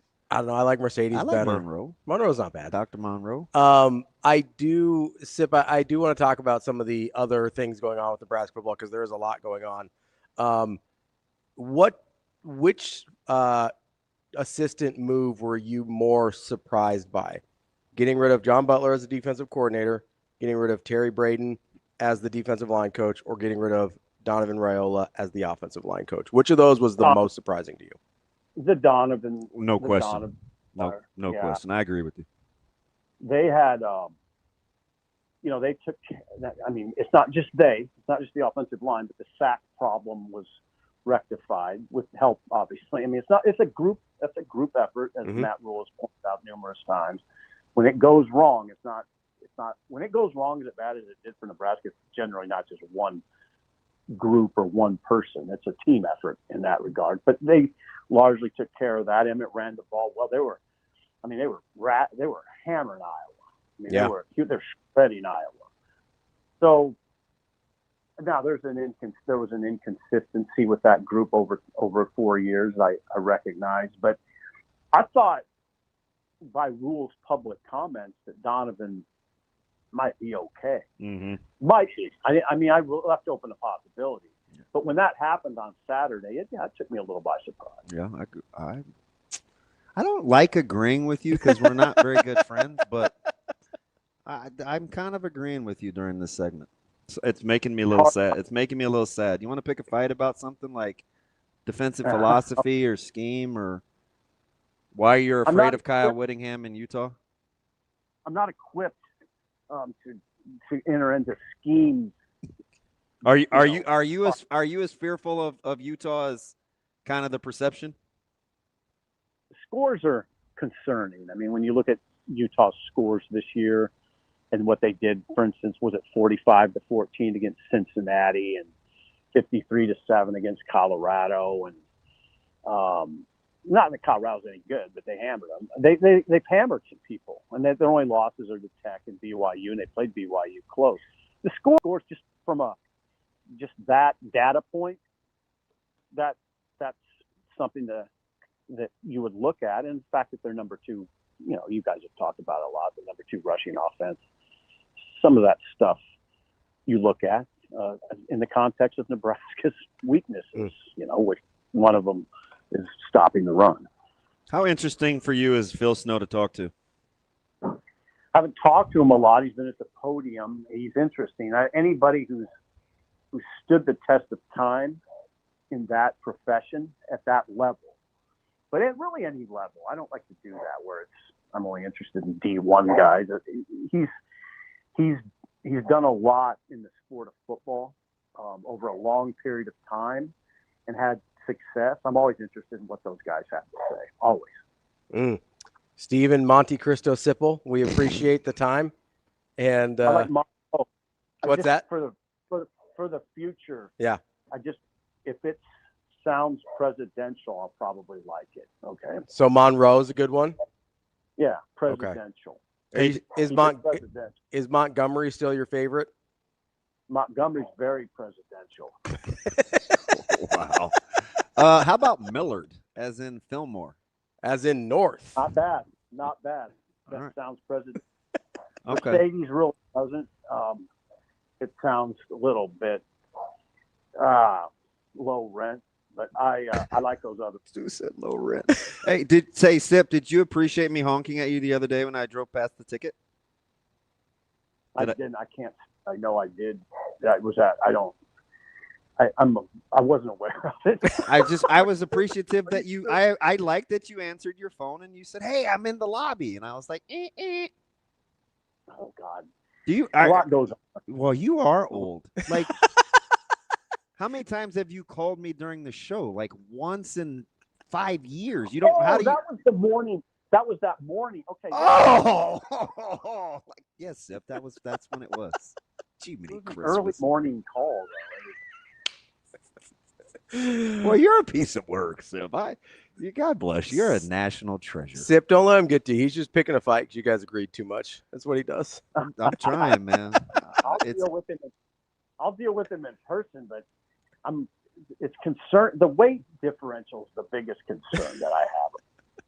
Okay. All right, buddy. You're not like some small fry over here. You're not Shane. Maybe he's like Phillip Rivers. He doesn't know what he weighs anymore. All right, that was good. That was a good conversation. I appreciate it. I really do. Okay, buddy. Thank you, Sip. We'll talk to you again soon, okay? All right. See you later. There you go. That is Stephen Monroe Sipple. How about Madison? Madison, that is a president. As in Dolly? James. Billy? Hargrove. What? All right, that's the show for today. That's DB. I'm Ravi Lulla. Stick around for just a second. Me and JP are going to talk a little hoops coming up here in just a minute. A little bonus segment for you. In the meantime, make sure you go check out our friends at Next Gen Male Medical, 402-614-9700. I'm going to go get some genetic testing done next time in there, see what's up. Yeah, can't wait to see that sequencing. I'm a little scared. I might learn some things I don't want to. We will be back tomorrow, me and DB. There you go. That is the show for today. Stick around for a little hoops talk with me and JP. Yeah, we say it a lot. I mean, the standard is the standard. And I thought we tried to kind of get everything easy. And then they made us pay. And I thought that they kind of made some hustle plays there in the first quarter that normally our team has kind of been coming away with, 50-50 balls, loose balls that they out-hustled us for. And, we had some goals, rebounding goals, defensive rebounding goals. We didn't meet any of the 3 defensive rebounding goals that we had for this ball game. And so those are some of the things that we feel like we're trying to polish ourselves up and get better each and every night out. And there were some areas in this game that Omaha exposed that we did not get better.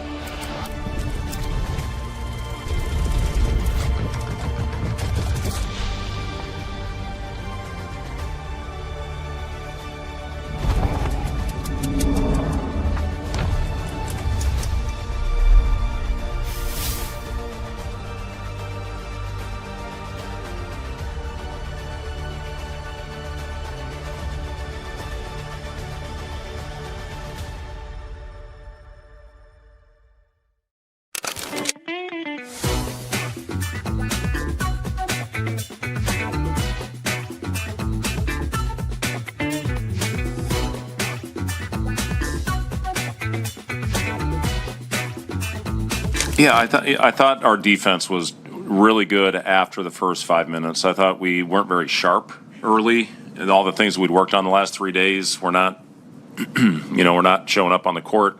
And then we started getting active. We had 0 deflections in the first 8 minutes of that game, and then once we got our hands activity going, that got us out in the break. That's what fuels everything with our team. And the energy in the building was off the charts. The last 2 games, when you look at Creighton and this game tonight against Wisconsin, that's exactly what we need out of our crowd.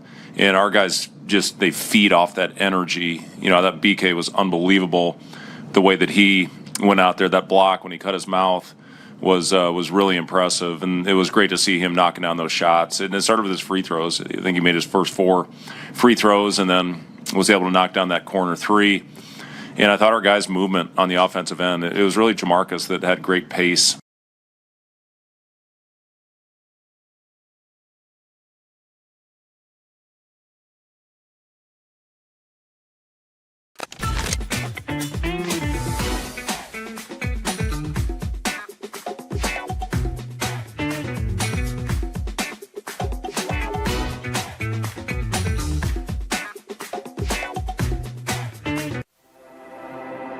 A successful financial future is built one coin at a time.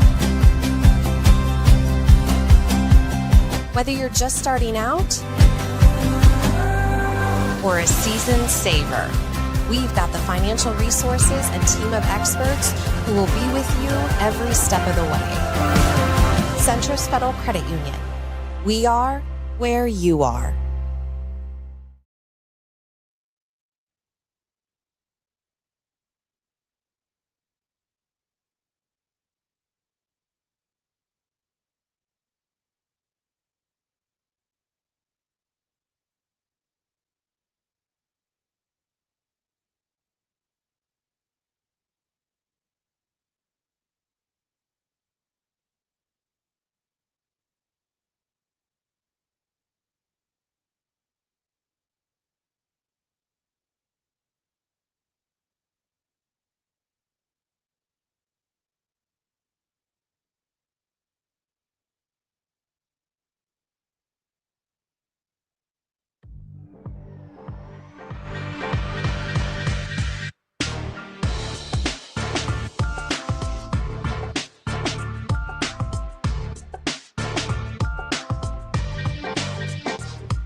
Welcome back. That's Jacob Padilla. I'm Ravi Lulla here at Hurrdat Sports Bar and Grill, here for a little Bluejay Breakdown covering Creighton basketball here. JP, how are we doing this morning?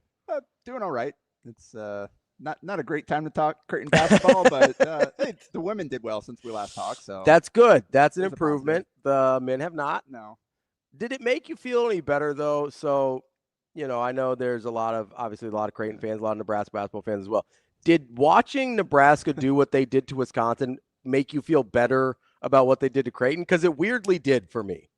So I went through and deep dive rewatch of the Nebraska game, and then shared some notes on message board and long set of notes. And then after that game last night, I went back in addendum. Nebraska might actually just be very good. That's what that was kind of my also was a conclusion. factor. Yeah.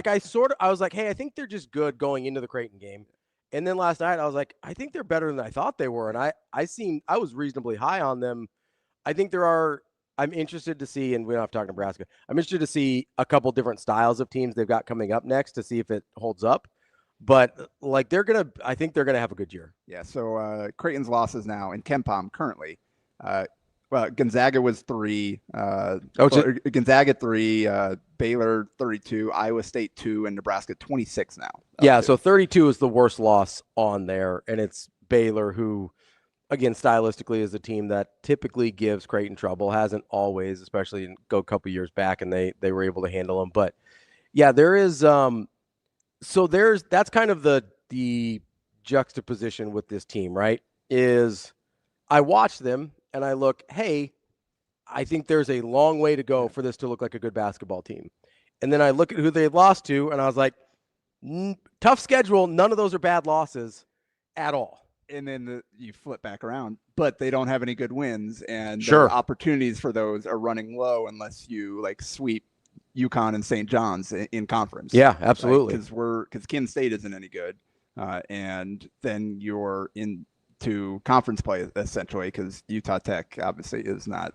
I saw their logo on the TV screen in the workroom, because they did not recognize it. Yeah, they advertised the upcoming games Yeah. and just go with the logo, and it said Blazers and this. I'm like, who the heck is that? I could not have told you what their mascot was. Are they the Blazers? Yeah. Oh, there we go. They're actually 248th in KenPom, so they're better than all the bye games that Creighton has played so far. So that's all still not going to help them though.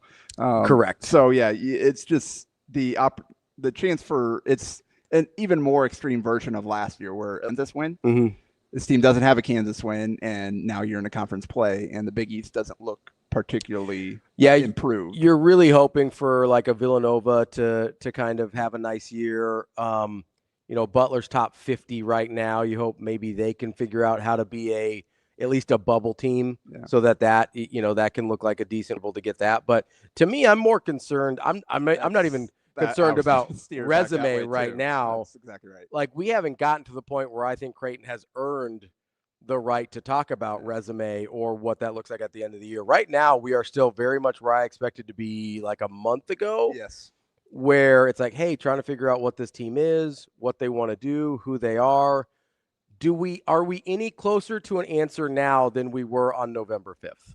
It doesn't seem to be the Are case. we further from an answer? I don't. So twice now we've gotten Greg McDermott give the quote essentially hey, we got a lot of problems on our own to fix. Not worried about anybody else. What they got to do on the practice court. Yeah. That's twice now, and again, we're this far into the season. That on the one hand, a lot of the players in this rotation have proven themselves to be better than what we've seen. Are thus good far. basketball players. Yes. Yeah. There's still very much a good basketball player in there that we can find. On paper, not a bad roster. Yeah, the problem is that the issues they have to fix are things that the coaching staff has been harping on from the start. And here we are, and there's still issues. So it's not like they're surprised by. I think they're probably surprised by how disjointed, dysfunctional it is. But they're they saw reasons for concern, and they tried to address those as much as humanly possible.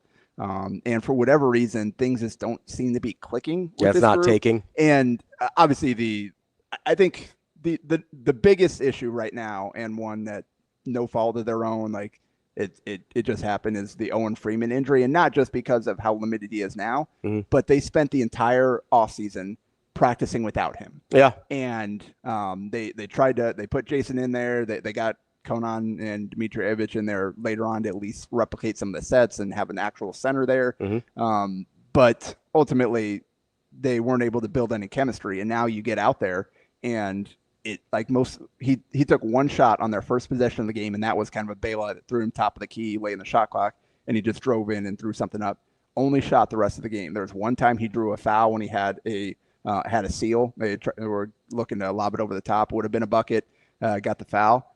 Nothing. And a lot of it is like the guys on the perimeter, they don't even look at him. Like he's in there. Like what's happening at the center spot does not seem to be connected with the rest of the team when they're trying to run their offense. And that's one thing where I thought, and part of it obviously is the injury that has taken him out of building any sort of chemistry with this team, right? But that's one place where I thought, because like Owen Freeman is legitimately a threat to score from a post-up position.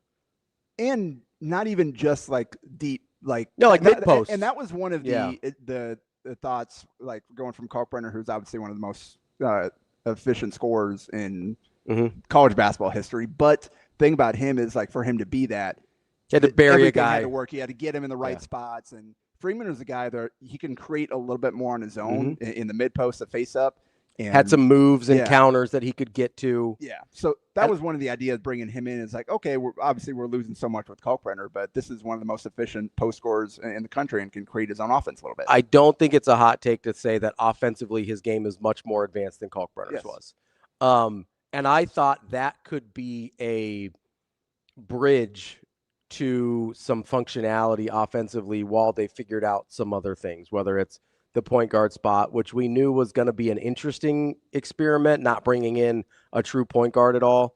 I don't know if I think they assumed one of two things would happen. Either Nick Graves, they could turn into a point guard, or that Ty Davis would be advanced or have developed enough that they could use him a little bit more. So far, it doesn't feel like either of those things have come to fruition. And so it seems like they're left scrambling a little bit, but having a big man that you can sort of operate around, because he's at least a functional passer out of those situations too. And I think the injury impacted that too. I think his timing is completely shot right now. And you see that on the defensive glass where he's just slower to react a lot of time. It's not like he's not trying. Yeah. It's just the other guys are off the ground before he even realizes he needs to jump. That type of thing. It's one of those things where you get medically cleared, but you're not back to 100% of basketball. Yeah. Essentially, because as soon as he got back from the finger injury, his surgery there, that messed up his knee playing pickup, trying to get back into shape. Almost immediately. Yeah. So I think that's a huge factor that we probably don't, when we talk about injuries for Creighton, we probably don't talk enough about that because he actually is on the floor. Whereas we talk a lot about the Jackson McAndrew injury or right now the Hudson Greer injury. And just the series of those. And that's kind of what I've talked to the staff about. I was like, man, you guys, every week you've got somebody new to play with. And then whatever you find now, assuming that Hudson gets back out there, you're going to have to start over again and find it again once he gets back. It's just the nature of, all right, so Freeman disrupted your whole offseason, got him back, trying to work him in, but he's not there. Jackson obviously got hurt before the season, but you practiced all offseason with him. He started playing, and then you lost him after a few games. Then Hudson, you plug him back in, and it looks pretty good, and then you lose him. So it's like week to week, they're having to adjust to something new when they weren't able to even figure it out to start with. So it's for them. And they didn't solve it the first time, right? Exactly. So, that is kind of the thing. And I don't know. I mean, obviously, McAndrew's not coming back. We don't really know the status of Hudson Greer or when he's coming back. We have no earthly idea when or if Owen Freeman will look like Owen Freeman at any point this year. That being said, he still has the highest offensive rating on the team. He has a near 70% true shooting points. And that goes back to my point about them, like Iowa State and the Nebraska game. Their two biggest blowouts. He didn't shoot the ball. He didn't score, essentially. And a lot of it was like he disappears because the rest of the team lets him disappear. You get a little up. Those guys start to panic a little bit. Yeah, you get a little on-ball pressure. They can't get the ball to anybody else. And they're not even like they didn't even look at him the rest of the game. Like I said, after that start essentially. Which honestly, you brought up, and I think it was in your kind of notes as well, the off-ball action. Yeah, that's the issue too. And if you're not doing that well, you almost have to force the inside looks because you're not compromising the defense in any way. 100%. That was the biggest thing that from the Nebraska game. And Nebraska's very good defensively, right? And very unique too. Yes, it's a challenging defense to kind of dice a little bit. And especially when you're trying to like they'll let you shoot threes all day. They're going to like, do not compromise the middle, right? That's why they call it no middle defense, right?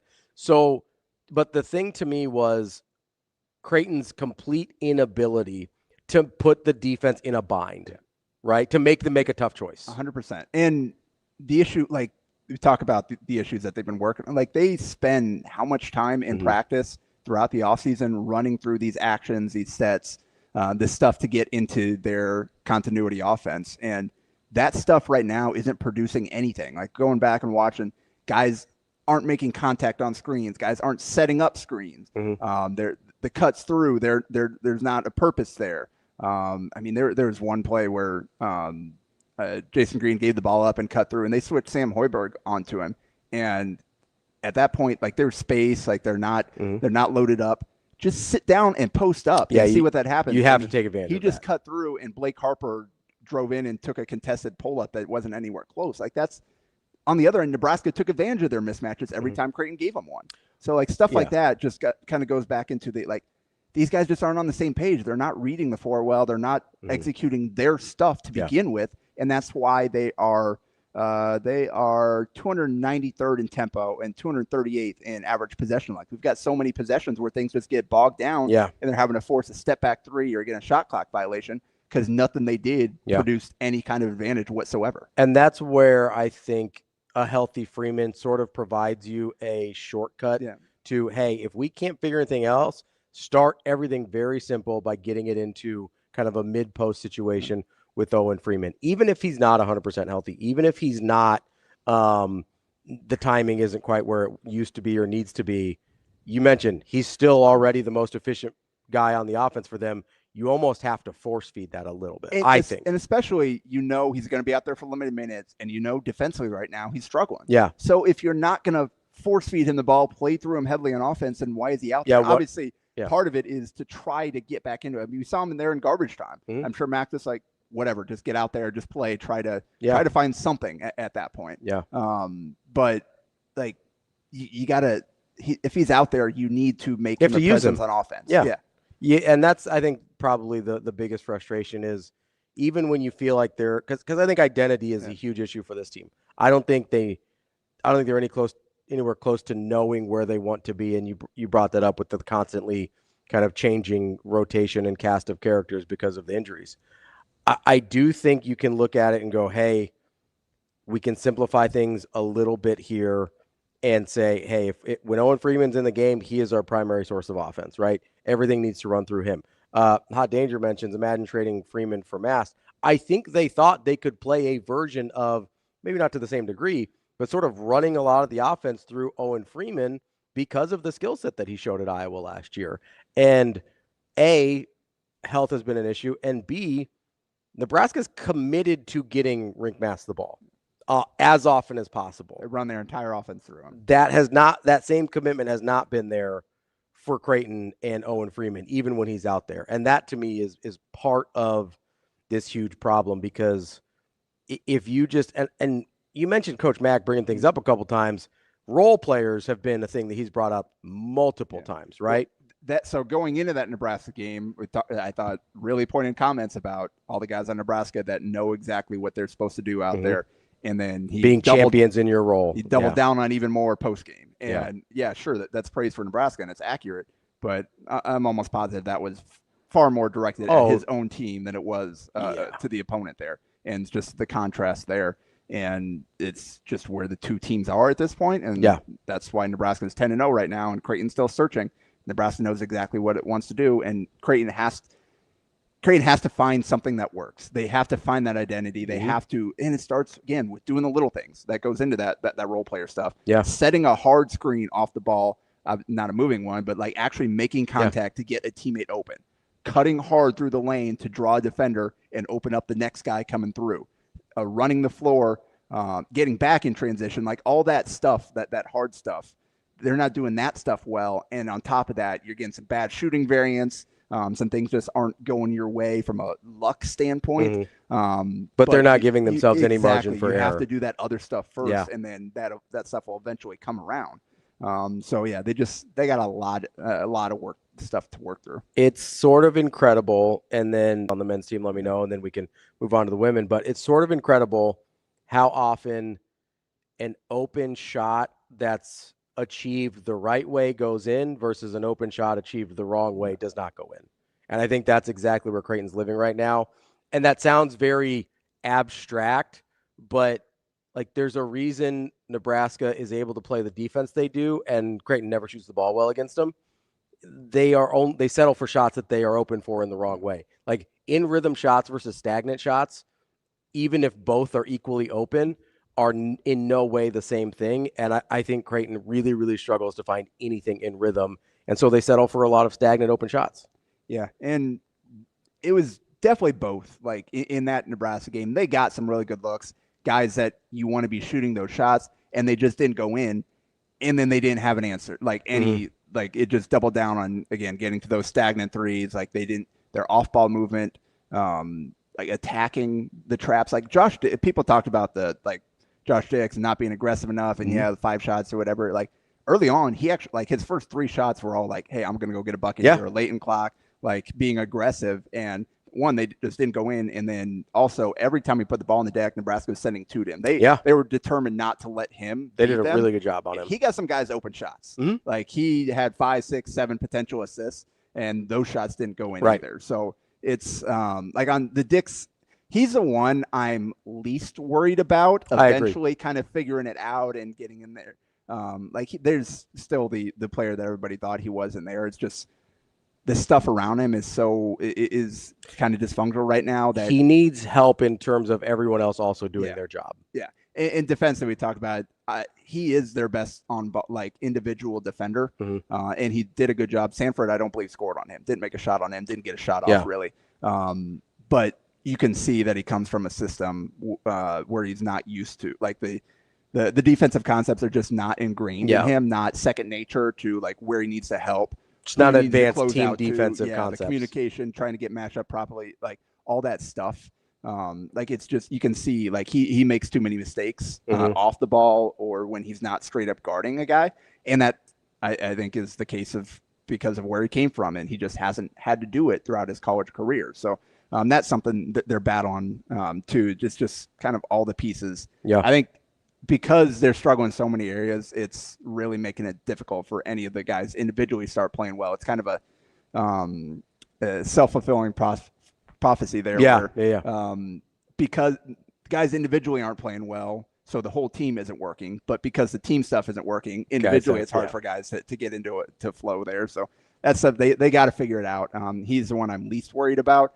But and I think he will start to play a little bit better as we go, but that only goes so far. You need other guys to kind of get it there too. Well, speaking of teams that appear to maybe start be figuring out, the women's team, Coach, they've won 2 in a row since the last time we talked, including one that you didn't seem super optimistic about, and I think rightfully so, going at St. John's last Thursday. They come out with a 60-52 win there, and they also were able to get Tulsa 73-60 on Sunday.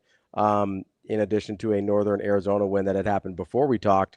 So what are you seeing from the Creighton women that it appears they may be starting to put things together a little bit? Because the St. John's win's a good win. Yeah, no doubt. In the second half there, they at halftime and just really kind of took over in the second half and held St. John's to 25 points after halftime, I believe. And then Tulsa, that they kind of they survived that game, but right now I think a lot of it is just kind of what we talked about. They had players step up. It was Kennedy Townsend against St. John's, arguably the best game of her career. 18 points, 7 assists, 7 rebounds, 7-11 from the field, 4 of 8 from 3.